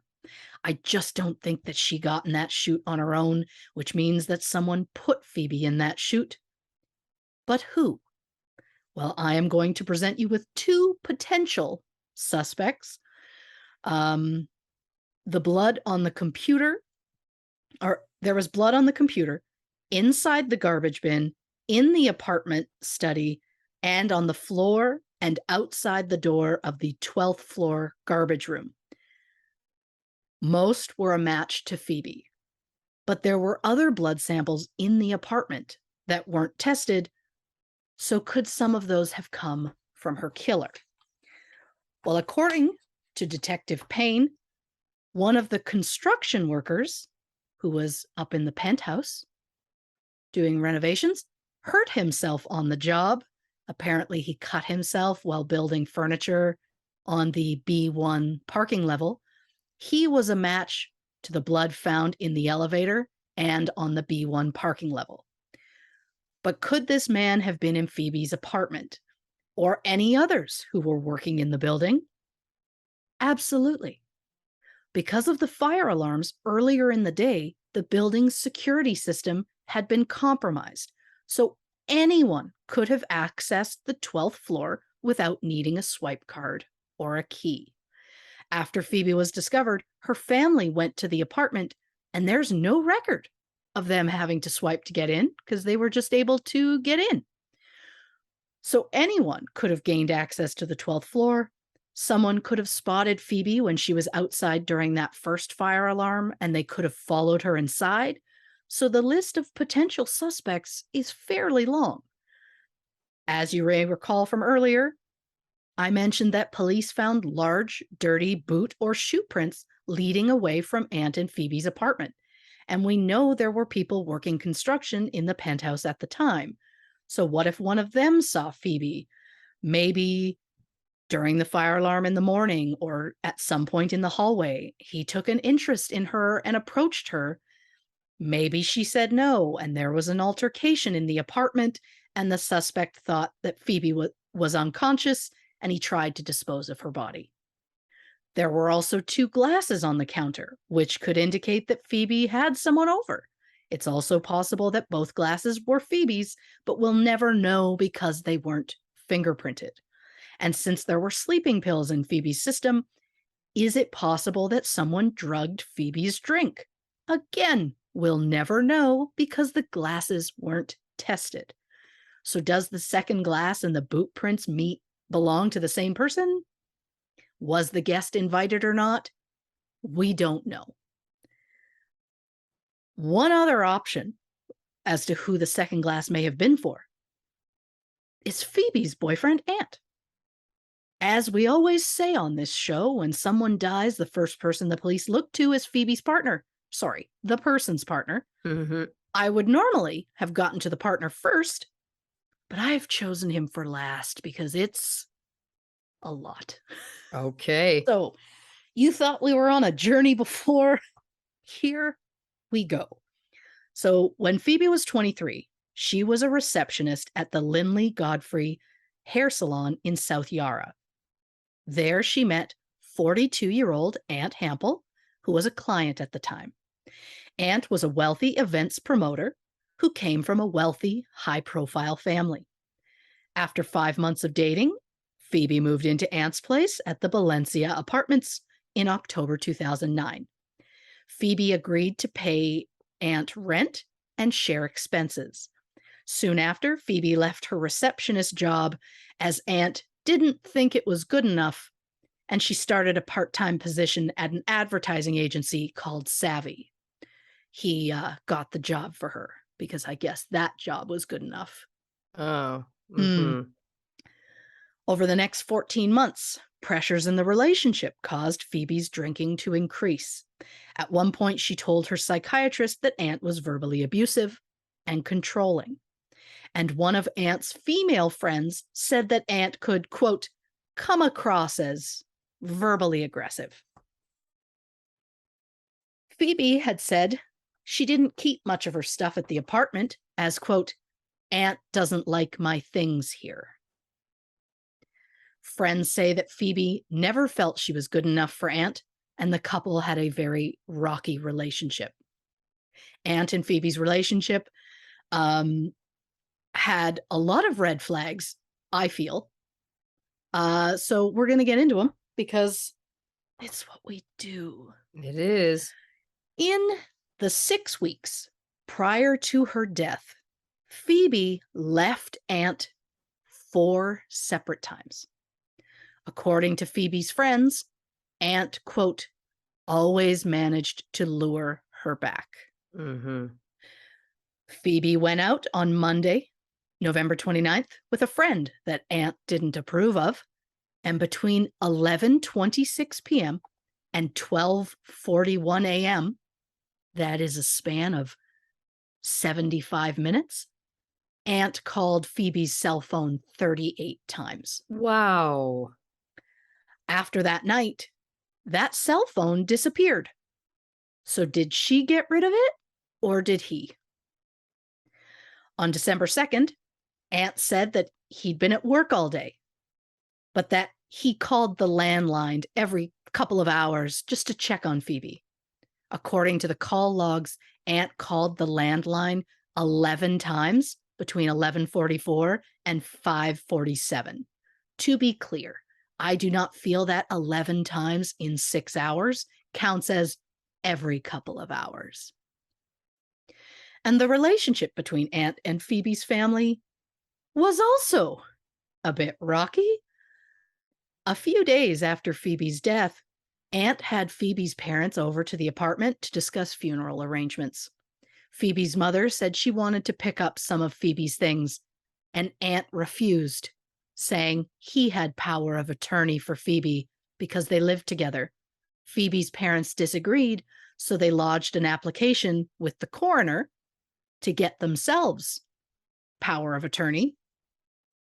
3 days later, on December 8th, Aunt sent an email to Phoebe's parents saying he was deeply hurt that they challenged his position as power of attorney or senior next of kin, quote, without the courtesy of consulting me. He told them he didn't want to fight over Phoebe's body, but he would permit them to organize the funeral directors and make arrangements for the cremation. He would permit them? Oh, dude's got some control issues. Yeah. And then he went on to say he didn't want to, quote, sully or dishonor Phoebe's memory by engaging in a dispute over who has the best claim to take charge of her body now. And another one for your psychologist hat. Please. Aunt said that his pain over Phoebe's parents' conduct is, quote, insignificant compared to the pain Phoebe would feel if she knew they had taken this course. That's interesting. I'm sorry. I know the man was grieving, and that grief does weird things to people, but that is the most dramatic bullshit I've ever heard. Yeah. Phoebe tried to leave you repeatedly, but you shoved your way back in her life. Let her parents deal with this. They want to, let them do it, which they did. They arranged a funeral for Phoebe, but Aunt also arranged a funeral. Phoebe's mother said that she couldn't bring herself to attend the second one. Again, his need for control is almost terrifying. But while I'm speaking negatively about Aunt, let's look at a list that I've called sketchy things about Aunt. During the inquest in 2014, Aunt said that he returned home on December 2nd. He found a small shrine in their bedroom. It included a picture of Phoebe's cat, a picture of Aunt, and some black candles. He said he became very concerned at that point. However, when the forensic photographer went to the apartment, he specifically said that, quote, none of the photos in the apartment were in a shrine-like setting. It's the fact that he used those exact words that I found interesting. Yeah. Also, Aunt said that he was super concerned about where Phoebe was. And yet, activity logs show that he used their computer at 6:19 p.m., 6:34, 7:10, 7:39, and 7:40. He claimed that when he saw the blood, he thought the computer would be a clue as to where Phoebe was. And if that's true, then why didn't he try and open Phoebe's email or something? Instead, he only opened GarageBand and iPhoto. I don't know how either of those would have helped find her. In the later time frames, the 7:10, 7:39, and 7:40 computer uses, and accessed iMovie. But again, I don't think he was genuinely looking for clues. Also, if it's me and I get to a computer and it has blood on it, I'm probably not going to touch it. Yeah. So there's that. When police first interviewed Aunt about Phoebe, a detective later testified that Aunt cried throughout most of it. However, he, quote, observed there were no tears running down his face, nor did it appear that there had been any. He made sniffling noises, but there was no sign of anything actually coming out. Oh, boy. In his official statement to police, after finding out that Phoebe had died, Aunt said, and I quote, I believe that as a result of Phoebe's depression and alcohol abuse, she took her life tonight. Which feels very, I don't know, what are the words? Rehearsed and robotic? It just feels very, this is a statement you give police. Yeah. And I don't care for it. Aunt told police that when he got home, he made some calls to try and find Phoebe, but he had no luck. Well, according to phone records, Aunt texted one of Phoebe's friends asking where she was. He spoke with her dad, but only because the dad called first. He also took a work call and ordered food, but that single text was his only attempt to locate Phoebe. Aunt told police that Phoebe lost her Nokia phone during a night out earlier in the week. However, according to phone records, Aunt called that Nokia phone on the day she died. The call lasted 13 seconds. Aunt says he absolutely did not speak with Phoebe that day. And you know what? He doesn't remember making that call at all. And speaking of phone records, according to Detective Payne, at 6:24 p.m., the landline phone at Aunt's apartment called a company called Solar PV. The call only lasted 5 seconds, but Aunt is adamant that the call wasn't him. But he was allegedly the only person home at the time. So if it wasn't Aunt, then who made the call? Was Phoebe actually home at the time? Did you guys have a fight and you don't want to talk about it? Oh, and police asked Aunt to keep the SIM card that was in Phoebe's iPhone. Wouldn't you know, he lost it. Oh, come on. Aunt was also left alone twice in the apartment after the police got involved. And let's not forget that during the inquest, Ant's lawyers asked the coroner to specifically exclude the possibility of Ant's involvement in Phoebe's death. And one weird thing to mention, in case it may be important. When one of the detectives was in the apartment with Ant, the detective noticed he didn't have any cell service while he was in the apartment. He later went downstairs in order to make a call. I don't know if it was always like that, or if it was an issue with the detective's phone or his cell provider, or what it all means. But as far as it goes with the show, if I learned it, then so must you. Of course. That's how it works. And while all of this has made Ant look very suspicious, if he was going to kill Phoebe, whether it was planned or a spur of the moment crime of passion, why wouldn't he push her off the balcony? Why shove her down the garbage chute when she may actually survive the fall? Well, to me, I think that even in the moment, he would have known that her falling from the balcony could have been seen by numerous people, and he didn't want people to know he was home at the time that she died. Allegedly. Mm-hmm. Is it possible that they had been arguing throughout the week about Phoebe's drinking? She had gone out just 3 nights before with a friend, and Ant called her 38 times in the span of 75 minutes. That's unhinged. Although he could say he was concerned about her. Ant also claims that Phoebe's Nokia phone went missing that night.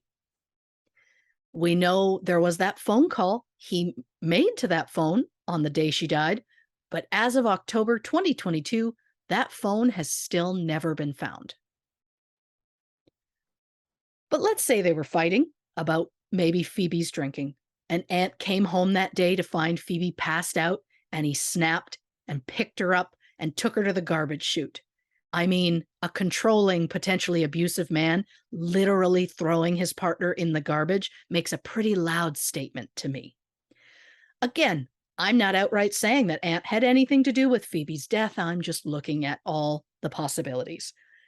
But let's say for a moment that Ant was involved. Is it possible the police didn't fully investigate the case as a favor to Ant? Or did Coroner White make some judgment calls on Ant's behalf? Or maybe it wasn't for Ant's sake. Maybe it was for the sake of Ant's family. After all, Ant's father is George Hampel. Who is that, you say? I'm so glad that you asked. George was born approximately 1935.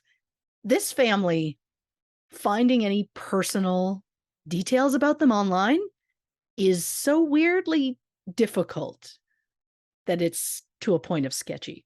Interesting. But he later married a woman named Suzanne Owen.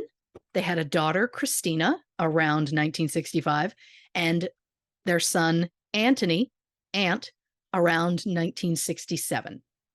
George became a barrister in 1958 before becoming a justice of the Supreme Court of Victoria from 1983 to 2000.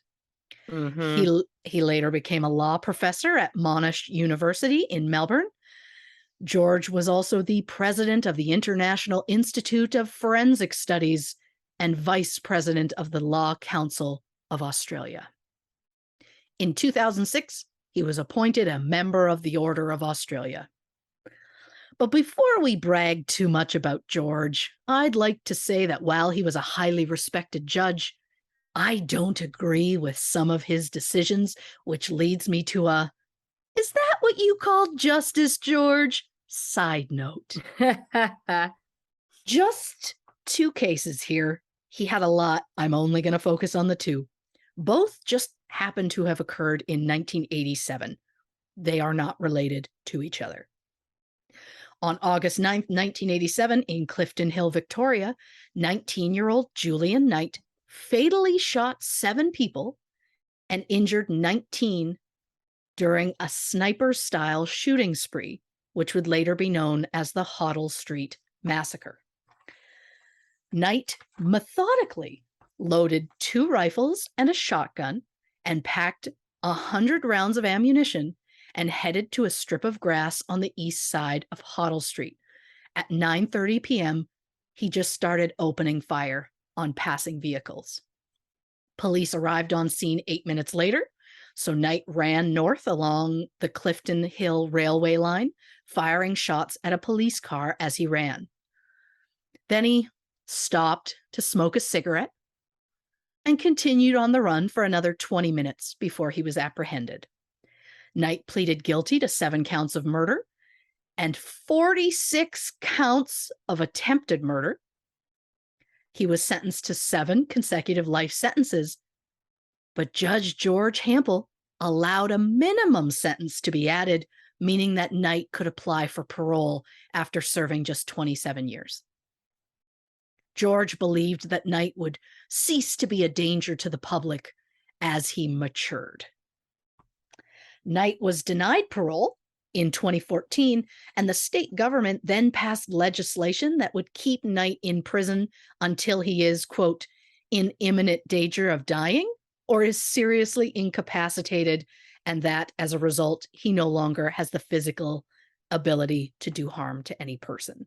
Right. And yes, I understand the concept of someone being rehabilitated, but I'm pretty hard pressed to believe that a mass shooter is not going to change their ways. But honestly, even if they do, I do believe they still deserve to spend the rest of their life in prison. Yeah. Especially if they take multiple lives, but maybe that's just me, George. Anyhow, second case that I'm going to refer to, well, actually, before I get to that, Julian Knight's victims, if I may, 23-year-old Tracy Skinner, 26-year-old Johnny Muscat, 24-year-old Vesna Markovska, 27-year-old Robert Mitchell, 21-year-old Georgina Papawana, 53-year-old Dusan Flanick, and 21-year-old Kenneth Stanton. My apologies if I said any of those incorrectly. So the second case about this side note, August 26th, 1987, in northern Melbourne, suburb of Coburg. After arriving at school, where she taught kindergarten, Vicky Cleary saw her ex-boyfriend, Peter Keogh, in the parking lot. Vicky had ended the relationship 3 months prior, and Keogh was not happy about it. At the sight of Keogh, Vicky swore at him, and Keogh responded by stabbing Vicky 4 times. He left the scene and stopped at a nearby shop for a nice cup of coffee. Oh, boy. When police found him, Keogh was carrying tape, surgical gloves, a pair of pliers, and a hunting knife. Wow. Sadly, Vicky died from her injuries. She was just 25 years old. During the trial, Judge George Hampel allowed Keogh's lawyers to argue that Vicky had provoked him, meaning that she was partly responsible for her own death. And I may be in the minority here, but I just don't think that swearing at a person means you're asking them to brutally murder you in broad daylight. No. Shame on you, George, for allowing that. Oh, and did I mention Keogh had previous convictions for sexual assault, so he wasn't exactly the best guy. Oh, Jesus. But since George allowed the provoking argument, Keogh was only found guilty of manslaughter as opposed to murder. George sentenced him to 6 years in prison. Oh, my God. He was released in July 1991 after serving less than 4. It's enraging, but Vicky's family, bless them, have taken that anger and used it to make a difference. They pressured the government for years, and in 2005, the government made the defense of "she provoked me" no longer usable in court. Oh, that's great. So I like that something good came out of it, but don't like anything else that happened. Barely a side note. In a side note, Keogh took his own life in 2001 after 10 years after he was released. Gotcha. So if you ask George about some of his cases, he says that passing tough sentences is easier than passing light ones.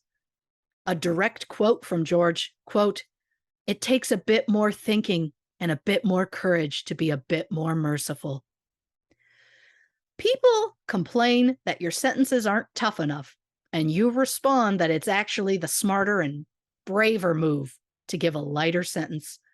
Tell me you're an old rich white man without telling me you're an old rich white man. Yeah. And I know I'm not a judge, but I just didn't agree with George's choices here. But it is time for us to move on. Personally speaking, at some point, I don't know when, because again, this family is not liking putting specific dates on the internet. George and Suzanne got divorced sometime in the mid-90s. So then 60-year-old George married 40-year-old Felicity, who allegedly, quote, shares his passion for accountability. Oh, great. Which is weird, coming from a man who allowed an innocent victim like Vicky Cleary to be blamed for her own death. Where's the accountability there, George?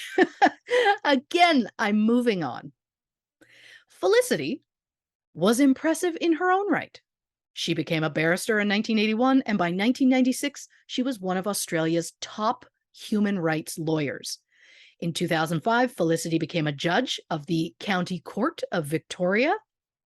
In 2021, Felicity was appointed Member of the Order of Australia for, quote, significant service to the judiciary, to legal organizations, and to women.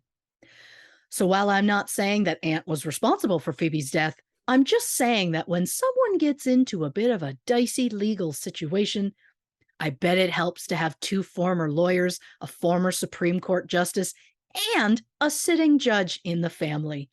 And I know what you're thinking. How can I assume that George's child might benefit legally from having George as their father? Well, in August 2014, the home of George's daughter, Christina Hampel, was raided after a long-standing investigation into drug trafficking. Investigators found a tear gas canister, drugs, and over $12,000 in cash. Whoa. She was arrested for possession of an illegal weapon and 4 counts of trafficking cocaine. Police later returned a portion of the cash they said they found to have been earned legitimately. Christina pleaded guilty to 1 count of dealing cocaine and 1 count of possessing an illegal weapon. The magistrate in the case said that Christina was 49 at the time, so she should have known better. But because of, quote, her early guilty plea and the embarrassment to her family, she was sentenced to 200 hours of community service. Wow. And a 24-month community corrections order, which is a flexible sentencing order that an offender serves within the community. I will point out that a few years after Phoebe's death, Christina made a Facebook post about Phoebe and wrote, quote, "One day the truth will come out." She deleted the post 12 hours later. So Christina might not be Team Ant, but my point of bringing all this up is just to show the difference an influential family can make in a court case. I'm not outright saying that it played a factor here. I'm just giving you the information and leaving you to make your own decision about it. Mm-hmm. And one final thing that I want to bring up about Ant for the purpose of our discussion. At some point after Phoebe died in 2010, Ant married a woman named Emily Williams. I wish I could find when they got married, but there is so little on the internet that actually acknowledges that the couple ever even knew each other. Not a single photo, nothing, especially when he is like an events promoter who's in the public eye, always at events, that kind of thing. No photos of them whatsoever. I assume the family had any images or mention of them taken down, as the public may not have reacted well to seeing Ant get married so soon after Phoebe's death. Again, I know that people grieve. in different ways, but I also can't find when these two actually got together. But I know that they were at least dating, if not married, during the inquest, because Ant was interviewed by author Robin Bowles. He said that his wife was incredibly supportive during the whole ordeal. The couple divorced in 2017, and she moved to London. While going through his divorce, 51-year-old Ant started a relationship with 24-year-old Bailey Schneider. You get older, but they keep staying the same age. Bailey was born February 19th, 1993, in Queensland to Cameron and Sabine Schneider. In 1998, the family, which also included Ryan and Lily, moved to Tasmania. In 2013, Bailey moved to Melbourne and enrolled in a dental assistant program. In late 2017, Bailey went to Bali to do some modeling. And while there, she met Anthony. By the time Bailey returned home a month later, they were in a relationship. Bailey suffered from anxiety and depression, and she struggled with substances. In 2017, Bailey's parents moved to Moonee Ponds, Victoria, to help get Bailey's life back on track. She moved in with them, and in early June 2018, she was treated at Royal Melbourne Hospital for a potential suicide attempt. On June 23rd, 2018, Bailey's mother found her crying around 10 a.m. Bailey said that she and Ant had just broken up because their worlds were just too different. The couple had been together for about 9 months at this point. After consoling her for a few hours, Bailey's parents left to go to the grocery store. While they were gone, their son Ryan, who lived in a room at the back of the house, noticed Bailey arguing with someone on the phone in the backyard. Ryan said she seemed upset, but she gave Ryan a hand gesture to let him know that she was okay. Soon after, their parents arrived home to find Bailey on the kitchen floor with her head against the lower cabinet and a gold curtain tie knotted around her neck. Her father cut the rope and attempted CPR, but it was too late. Bailey's cause of death was compression of the neck, and the coroner ruled her death to be a suicide. Bailey was just 25. And yes, Bailey was struggling with depression, and she was on medication and was going through a breakup. The coroner also found traces of Zoloft, Xanax, and cocaine in Bailey's system, and her blood alcohol level was 0.17. And from what I can tell, Bailey had gone out to a party the night before and arrived home at 8 a.m., so it's possible that most of the drugs and alcohol in her system were from the night before. In the grand scheme of anything is possible, is it possible that Bailey's case is similar to Conrad Roy, who took his own life in 2014 after his girlfriend, Michelle Carter, sent him text messages telling Conrad to kill himself?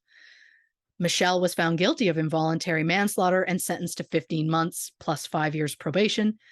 But is it possible that Bailey spoke to someone who pushed her into taking her own life? Bailey's brother said he saw her talking on the phone to someone and she seemed really upset.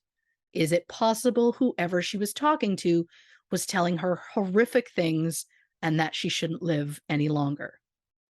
And while I'm not suggesting that Ant had anything to do with Bailey's death, I'm just going to point out that he was the last person to speak with her, which is weird since they had broken up hours before. So why would they have been on the phone at all? Well, according to Ant, he claims that he had been working to help Bailey get her life back on track, which is interesting since that is almost exactly what he said to Phoebe's mother. The first thing he said to her after the death of her daughter was, quote, "I never gave up on her." And I don't know if this is some sort of savior complex or not. Well, according to Psychology Today, the savior complex, quote, makes a person feel the need to save other people. This person has a strong tendency to seek people who desperately need help and to assist them, often sacrificing their own needs for these people. And while I am certain that I don't think Ant was sacrificing his own needs for either of these women, let alone anyone. It's possible he was trying to help them just to feed his own ego. Although I don't know how much he was actually helping. As you may recall, when Phoebe went missing, he found blood and broken glass in their home, and instead of trying to find Phoebe, he just ordered himself dinner.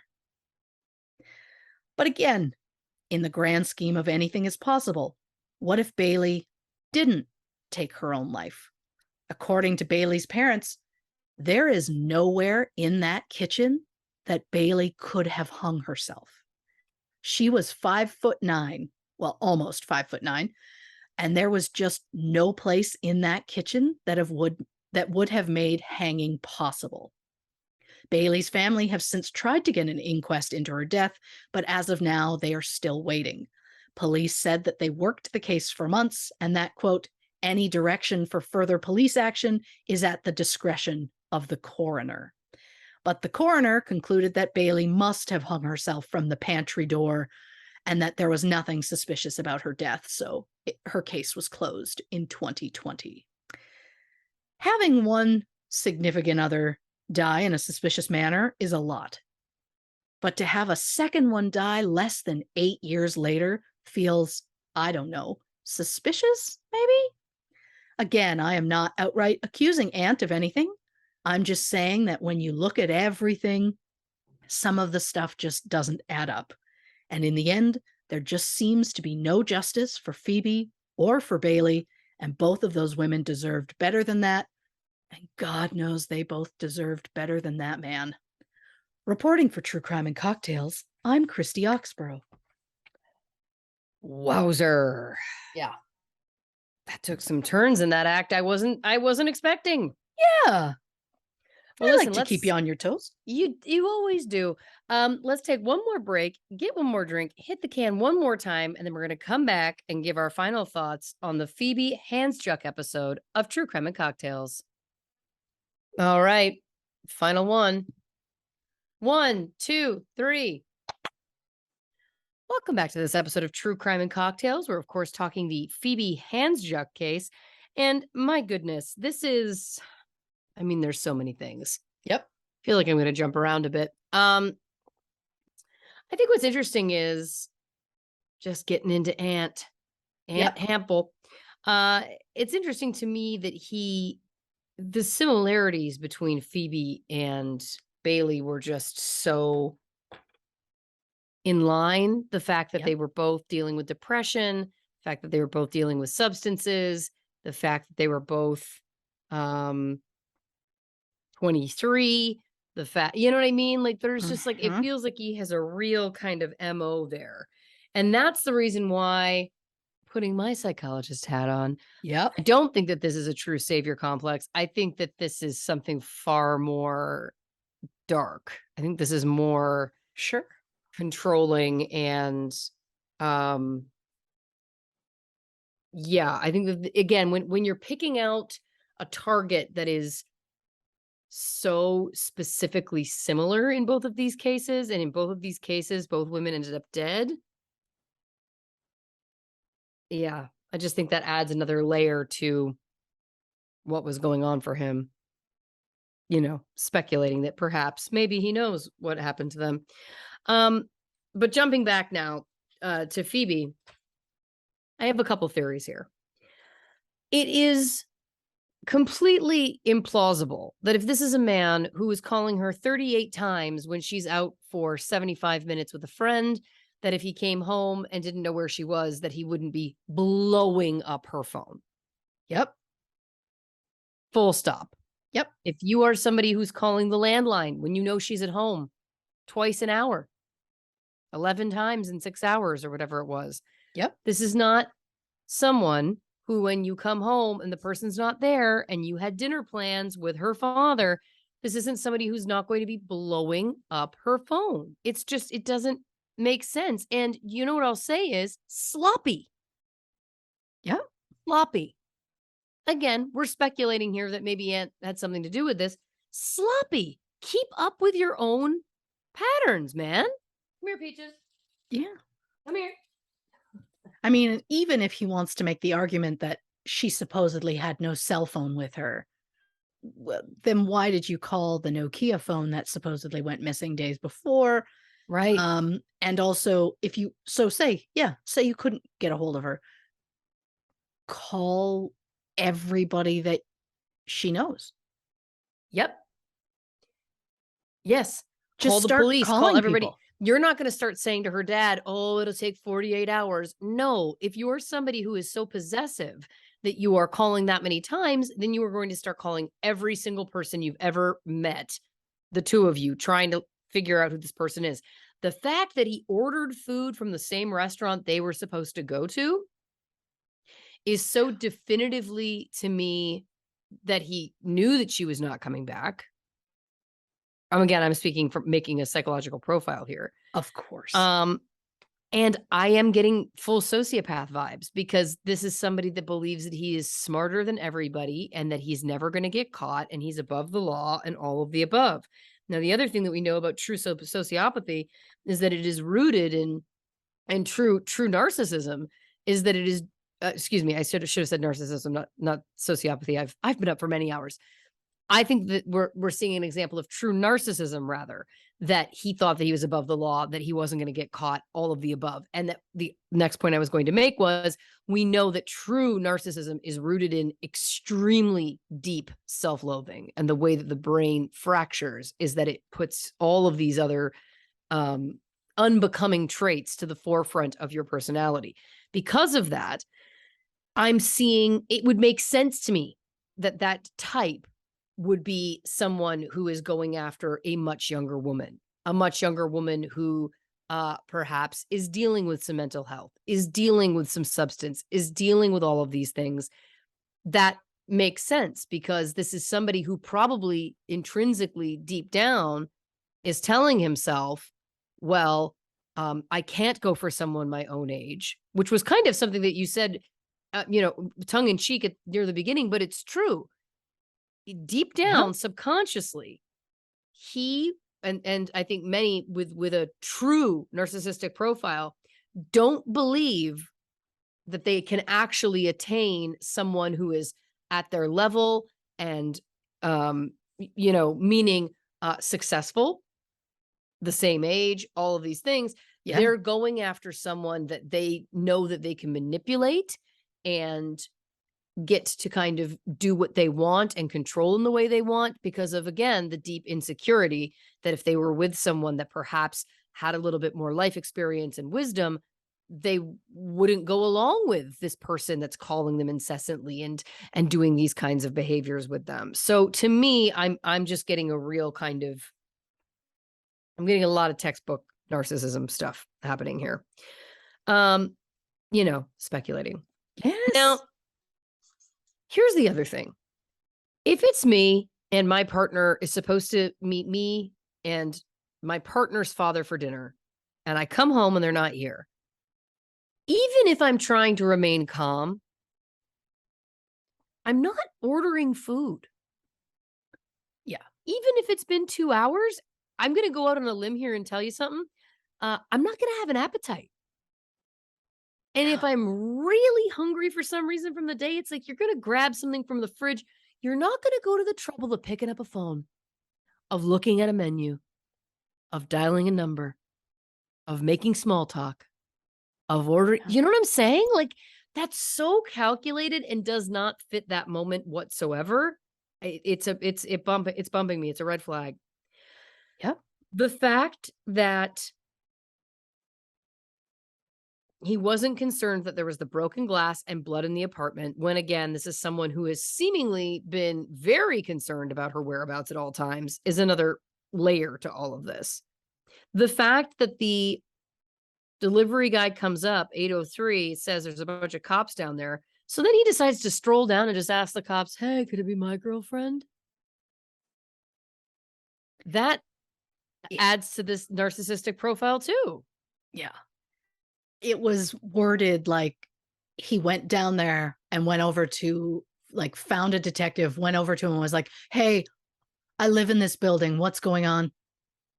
As though he's owed any explanation for anything. Right. Okay. So it's believed she entered the chute at the 12th floor, survived. The trash compactor blade nearly severed her foot off completely. Yeah. It appeared she would have pulled herself to the door, but could not open it. Her belt was open. Her pants were down. No signs of an assault. Could she have been trying to make a tourniquet? Again, more than possible. I have a couple of batshit theories. Sure. Number one, is it possible? And I'm just going out in a world where anything is possible. Yeah. Because again, we have this very wide window that she could have entered the chute, which seems odd to me. I know, right? Before I get to my theory really quickly, no one heard a scream. Because here's what it doesn't add up to me. If she's intoxicated and has taken these sleeping pills and is potentially dopey and goes down the Yeah. chute, what I will say, having lived in a building that has garbage, I've lived in many buildings with garbage chutes. You hear it. If you're living near where the chute is located, Sure. you hear the door open to the garbage room. You hear the door open to the chute. You hear whatever goes in, and you hear the bump, bump, bump, bump, bump, bump, bump if it's going down. Sure. If a human was going down there, it's gonna be loud. It Yeah. just is. Period. So that's the first thing where I'm like, nobody in that building at any point, no one. The building is so well soundproof, nobody heard anything. Okay. And then my next point is if we knew due to the forensics that she was still alive and pulled herself to the door, and this is between 12 p.m. and 7 p.m. There was no one working or walking through that building that didn't hear this woman who must have been making some kind of noise. Even if she's drunk and drugged, she's going to be hitting things or knocking on a thing. Yeah. I would think making some sort of scream or some sort of vocalization. Like, it just feels very odd to me that no one heard anything coming from this trash room. And I understand it could be set away, whatever, but I'm just pointing out these things that were bumping me. So is it possible? We have these boot prints going to her door. We have these construction workers. Is it possible? For some reason, this construction worker goes to her door, whether it's because he was on that floor. I don't know how many floors there were. We know they were working on the penthouse. We know that Phoebe and Aunt's apartment was on the 12th floor. I don't know how many floors there were in 23. between. There was 23 total. Yeah. Okay. So is it possible for some reason, somehow, when she's out walking the dog, for example, or something, she chats this guy up, he chats her up, there's some conversation, or if this work's been going on in the building for some time, they've seen each other around, they've said hello, whatever. Sure. Is it possible somehow this guy ends up finding out which apartment she's in, knocking on the door? She's intoxicated. Let's say, again, go with me on this. Yeah. He maybe invites himself in with potential innocent or not so innocent intentions. We don't know. But that Aunt comes home and finds them together. Oh. And in this moment of rage, he flies off the deep end because we already know he's verbally abusive. We already know he may have this angry streak. Yeah. Says to the construction guy, get the F out of here. I don't know if we have an exact timeline on when this guy, quote, hurt himself, this construction worker. Right. Is it Not that I know of. possible? Is it possible Aunt threw a glass or whatever, hits this guy, he's bleeding, he gets into the elevator, goes down to his car, and that's why there's blood in the B1 level and blood on the elevator, because he was fleeing from this very jealous boyfriend who has found him with his girlfriend. And then is it possible, as a follow-up, in his rage, Aunt picks up this very drunk Phoebe and throws her down the chute in the same kind of scenario? It's would also fit with the dirty boot prints running away from the door. Exactly. Because they And it said that building also, gets cleaned all the time. So those boot prints would have happened in that afternoon, in that time span. and there's no boot prints going to the door. Right. So it's feasible also. He went in there and maybe they had been in there together for some time. Maybe they got drunk in there together. We don't know. Sure. Again, and this is, I'm no judgment. Who knows? Again, we're just trying to find any possible leads. You know what I'm saying? Yep. But again, footprints running from the door. And then it also explains her not being in that chute or that garbage room for long, because I don't buy that she was in there from noon until she's eventually found at, 8 o'clock or whatever it is. I just don't think Yeah. that she would have been in there slowly dying and that no one would have heard anything. I mean, I No. guess that's possible, but it just feels unlikely to me. So to me, again, I can believe it a little bit more that if he gets home between 6 and 7, and we know she got in that chute potentially around 7. Yep. You know what I'm saying? Oh, yeah. I think the only reason they did the time frame that they did was she was seen on camera entering the building at 11:50 Right. and wasn't seen again until the concierge found her just after 7. The only other thing I wanted to add. Yeah. And I want to preface this by saying I say this without an ounce of judgment. Is it also possible that her belt was undone and her pants are potentially down because he could have walked in on them about to do something? Sure. And then when he threw her down the chute, they came off further or whatever. Is it possible? Now, Yeah. again, this is, we're going on a limb here, but it just feels to me again like, because honestly, I don't believe that someone would kill themselves by throwing themselves down a trash chute. I've just never heard of that, especially one that's so small. But I'll also be honest. What would drive someone to kill someone in that way or attempt to kill someone in that way? Because it's also sloppy. Yes, Yeah. it would be sloppy for him to push her off the balcony because people could potentially see you. It's potentially still daylight at this point or dusk. But a fit of rage in the moment, you piece of garbage type bullshit. Sure. I can buy, and I can buy that in the heat of the moment, whatever that happens. I just don't see it again. Like, to me, it's, I also don't think if it's 14 by 8, I don't think you accidentally fall into 14 by 8, by the way. No. And those Especially, doors, they do spring back. Like it's Yeah. built to protect you from that. especially when it was proven multiple times that a woman her size could not have fit her shoulders in there. I don't know how she would have gone in head first. And head first would have meant some sort of injury on her arms and hands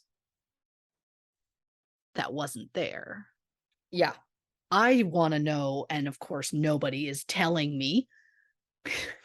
I did not email the officers personally, but I want to know, were there any cuts or scratches on Ant anywhere?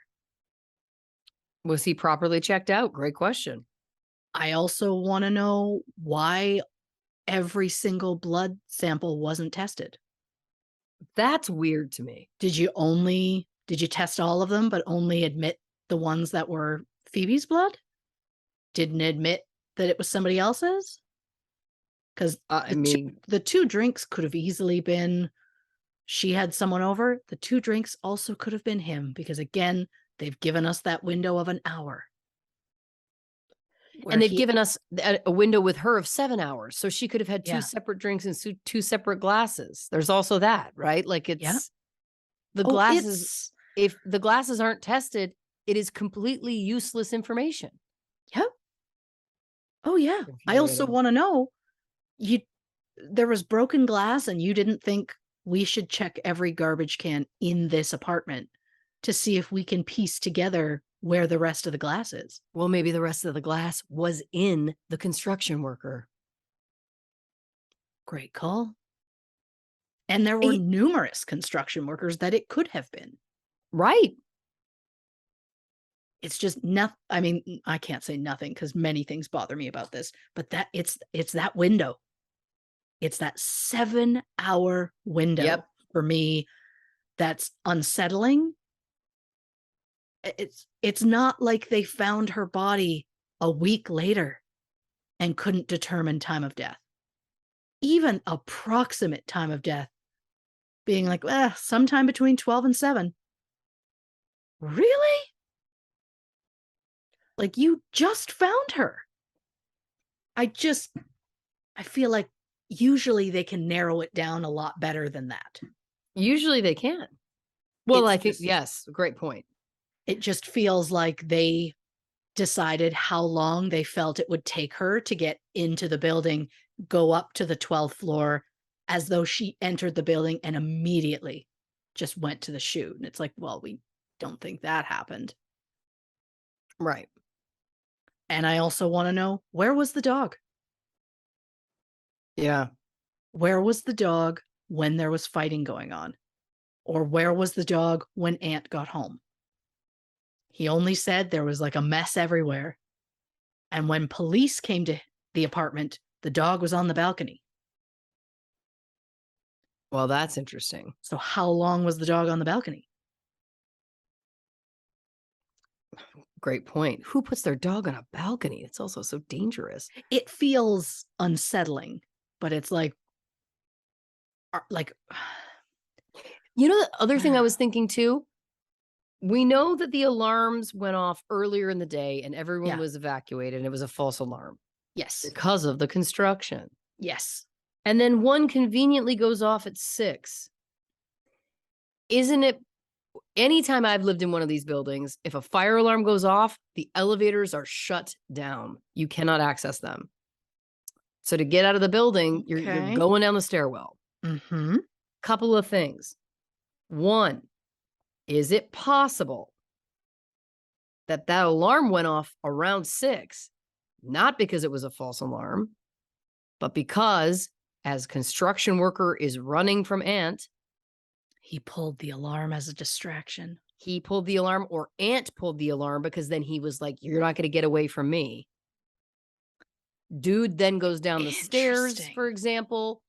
But then in that case, is it possible Phoebe, in trying to run away, knows she can't go down the elevator, and then she throws herself down the chute to try and get away from Aunt, who's potentially murderous at this point?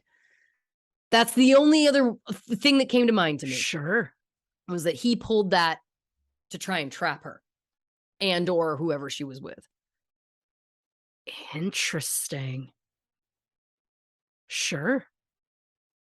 But I know that was also a quicker false alarm. And typically if someone pulls an alarm, that possibly wouldn't be. But, you know, again, I'm just giving you anything I could think of here. Yeah, that's what we do. That's what we do. The fact that they wouldn't let the paramedics in because they didn't want them to disturb the crime scene, like that's what they're trained in. They're trained to administer medical attention without disturbing crime scenes. It's the job. So that's already that's already weird. And then you gotta think, because obviously we know Aunt's got some pretty powerful family members. Yeah. But then it's like, had they already been contacted and the police already been contacted at that point? And that was part of the cover up, you know, potentially? Or was that, again, just a red herring, just a sloppy police move? It's possible. It's the thought that a body was found. There was blood everywhere, and not one person checked to see if she was still alive. It's really egregious. Hours. It's insane. I get why this whole thing was chosen. I Yeah. I get it. It was just a series of me going, "Oh wow. Okay, this is crazy. Oh, I don't believe she got in that shoot for that reason." And then it was, "Oh, well, this is her boyfriend." And I went, "Oh yeah.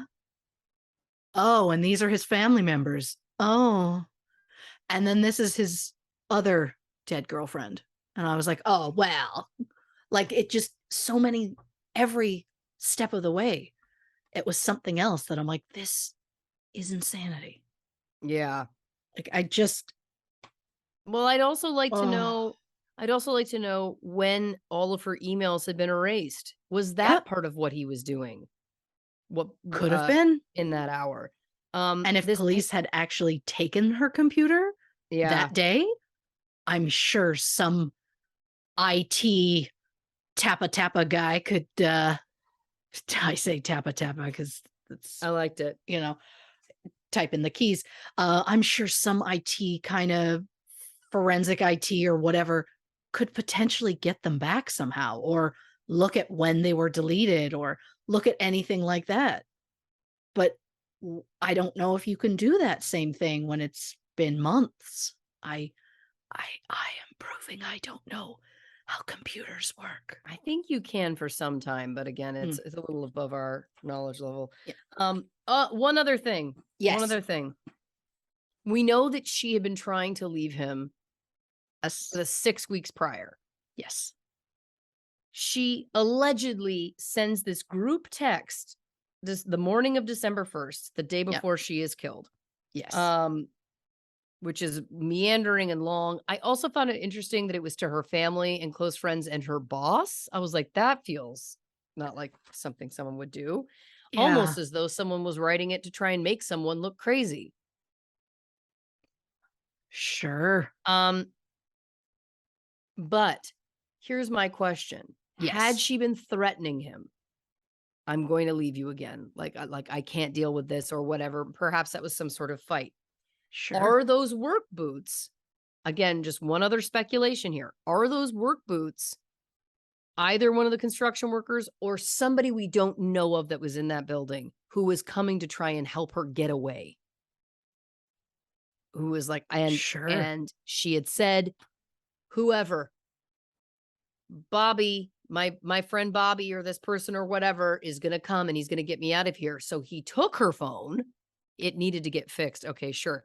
He took that phone and sent that text to start to lay the groundwork that she's crazy and whatever so that he can discredit her. You see what I'm saying? Like, it's like, was Yeah. it part of a conspiracy that then went wrong? That then it was like he walked in at a point he wasn't expecting and he wasn't prepared for or whatever. You know what I mean? Like, Yeah. there's something about that that also, again, was a red flag that bumped me. Um, Here's the only other thing I wanted to offer. There might be a couple more. I should just finish going through my notes before I start saying that over and over again. Um, I like it a lot. he said he found a shrine in their bedroom when he got home. Yeah. He said there was a picture of him and a picture of the dog. Is that Or a correct? picture of her cat. Her I cat. assume her cat lives with one of her parents, maybe, because it did not live at the house that I know of. And he said it was with black candles. Now we know that the Yes. crime scene photographer said there was no signs of that. But just for because this is where I come in. Uh Black candles, if you're doing magic, Of you know, course. um typically are used for psychic protection. Interesting. So to me, let's say that was something he found in the house. I am not well versed in all magic whatsoever. I I do know that some people also believe that black candles can just neutralize negativity. I Okay. don't know whether for her it was like, trying to protect herself from him if she was using those candles, whether it was again a red herring that meant absolutely nothing, whether he was lying. All of these things are possible. Um We also know that it's more than possible that if someone is verbally and emotionally abusive, that they will threaten to harm your animals or your children or things that you love or your family members. You know Sure. what I'm saying? Like, again, I'm just trying to again cobble together. Is there any other piece of this that feels like it's something that stands out? The fact that he opened GarageBand, iPhoto, and iMovie. Right? That's weird. And like, did you wipe blood off of the keyboard before you used it?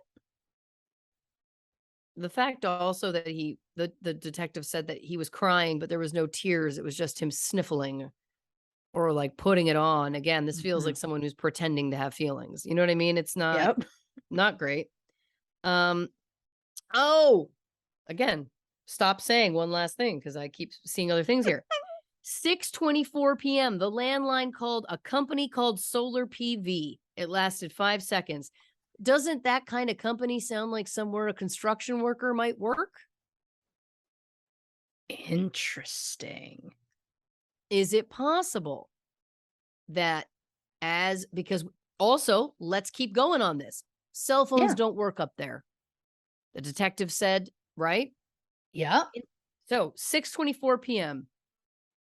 Is it possible at this point? Ant has come in. He's potentially found her with this alleged person. Sure. They're in an altercation. They're in an argument. Tries to use his cell phone. He can't. He picks up the phone to call a buddy or help or whatever. It Sure. gets hung up on. That's when the stab happens with the glass. He takes off. You know what I mean? Yeah. I could Or, also see he leaves when it starts getting angry. yep, And after he's been gone for a few minutes, she's the one who called yep. to be like, I want to talk to him and make sure he got out or got home or got back to work or got wherever. Or looking for help. Please come back. She was also Sure. intoxicated, right? Very true. I feel like there's something there too. Um, yeah, and then again, just all of these things again that you found about the positions that his father held and his stepmother held, the fact that he then had another relationship that is the exact same MO. Yep. The fact also we had talked on the break and I had asked how tall Phoebe was and she Mhm. was 5'9" and Bailey was 5'9". Like I believe you mentioned that. Like Yeah. that's really specific. Yeah. We're looking at really kind of again, I don't know. It just feels to me like sadly again as we talk about so much on this show, we may not ever know the truth. Um but in the case of Bailey too, like, oh yeah, she hanged herself from a pantry door. It just feels again like that's so difficult to pull off. Maybe she did, but again, I where there's smoke, there's fire. And when you Yeah. have one man who is connected to two young women's deaths who both were going through similar struggles, same age, substances, all of the above. And we know that he has, these very powerful familial ties. Yeah. I mean, Yep. it just feels hard to think about anything else. Oh, it's pretty much impossible. I mean, I who knows? Looking back, I might get heat for not being as neutral towards the suspects as I would normally be, but again, I did repeatedly say I'm not saying he was involved, Yeah, but you went through the but other possibilities. look at the list. You went through the possibilities though, and you went through the possibility of was it suicide, all these things, because let's also keep Yes. and was it someone else in the building? Then I'm the person that did a they all did it type Sure. type theory as I'm not want to do. Um no, but I think that you just went through and presented everything as it is, which is like, is it possible it's suicide? I guess, but again, I'll speak for myself. I think that's highly unlikely. Agreed. I have never heard of anyone killing themselves in that manner. Um, it's not efficient when you have a balcony. When she's spoken before about getting Yeah. out on that balcony to a friend, like, it just doesn't add up. And then you have to get into who has access to this person, Yeah. and then the list dwindles. Now, granted, again, like you pointed out, people could be in and out of that building when the power goes out. People don't need a key card to get out, in and out. Is it possible that there is some stranger that could be behind this? Of course, in the grand scheme of anything being possible. Is it probable?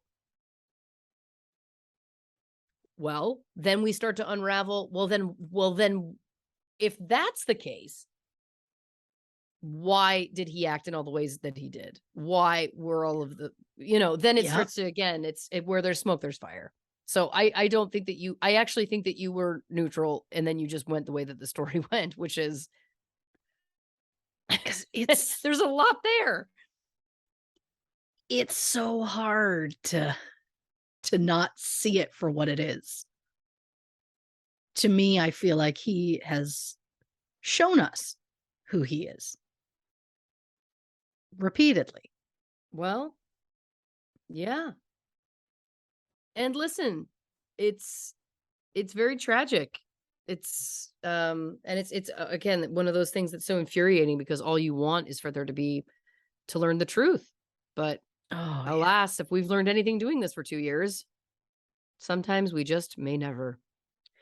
Christy Oxborrow, amazing work. What a truly compelling case. This one is really, I mean, feels like it could have been solved. Feels like it was very solvable, but That one detective who came in and was like busting his ass trying to figure out like what's going on and like I if that guy had been given everything immediately, like if yeah. he had been on the scene, it could be completely different. Because again, to me, there is never a reason to not let paramedics attend a victim. I think that's got to be violating some sort of laws. It has to be. I don't think that you can deny. It's the same reason why if you're a first responder and Yeah, you come across an accident, someone I know personally sure. was driving late at night, first aid trained, so technically like a first responder, Yeah. comes across an accident, someone was thrown from a vehicle. Oof. His training says he has to give CPR to that person until paramedics show up. Yeah. That's disturbing a crime scene, Yeah. arguably, but Sure. that is how you are trained. And he said it was awful, not to I get bet. dark and bleak, but Mhm. because he knew the person was dead is the truth. And he Oof. continued to give CPR for about 20 minutes until paramedics came because that is how you're trained. So again, it's like, to me, if that's how we're training first responders, then I think Yeah. the whole point is that first of all, someone should have been, whoever first comes across the body is the point, is supposed to immediately start life-saving techniques. Yeah. And I know that there was some comment made that it was like she appeared to be blue. Um, but you still check for a pulse. You Yes. don't just assume someone's dead. That's wild. You don't look at someone and go, "Oh, I guess. Probably." I think we can all say that, that is a kindness that we should be giving to every single human being. Period. Yes. Oh Period. god, yes. We would want that for every one of our loved ones. We would want that for ourselves, period. And it is egregious that if this is the truth and that they were just barred from approaching the body, that's, I mean, it's wild. Oh yeah. It's just It's hard to believe, truthfully. I find it, and yes. I'm not saying I don't, but it's honestly hard for me to believe because I've just never heard of that. It was one of the first things that came up in this and I was like, "Wait, hold on." And then to find out that the boyfriend came home and found blood in the apartment and went, "Weird." those two things to me, I'm like, okay, what's going on?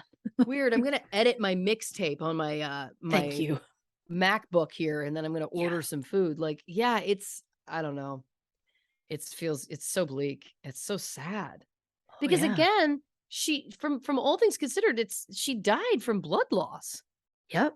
She bled out. Yep.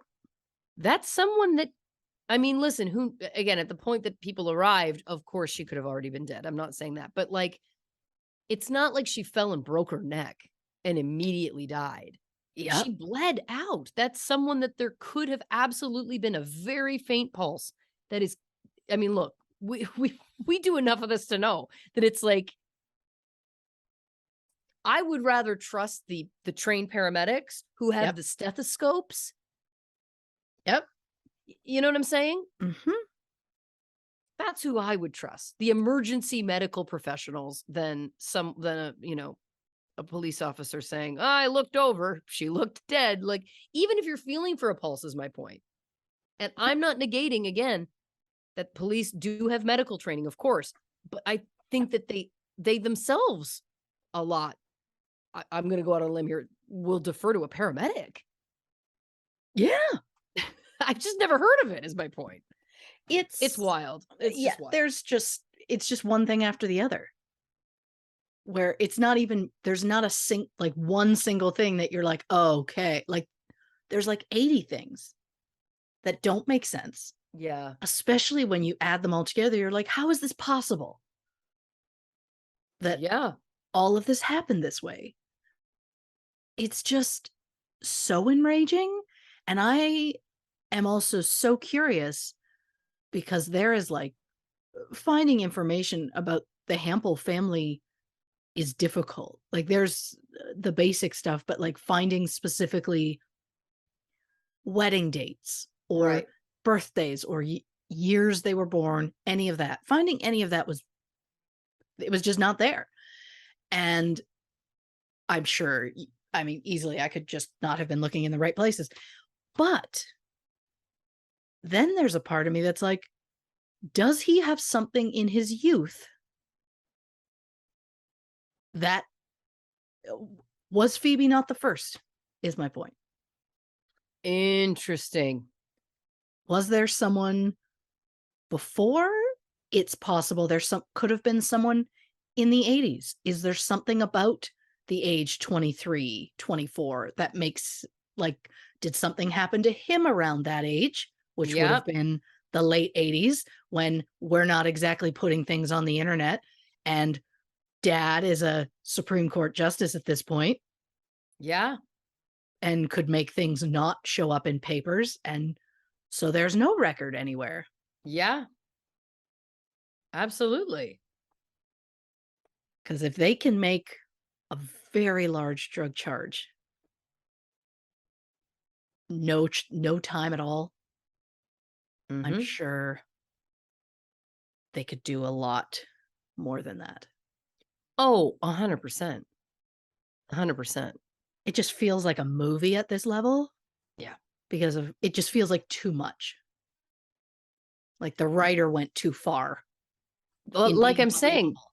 that's what I mean. Like that's why I was like it's hard for me to believe and I'm not saying I don't. I do, but it's like it's just hard to wrap your head around that. It's like, "What?" It's wild. Well, listen. Again, fantastic research as always. I commend you. You only continue to exceed all of our expectations. Oh, look.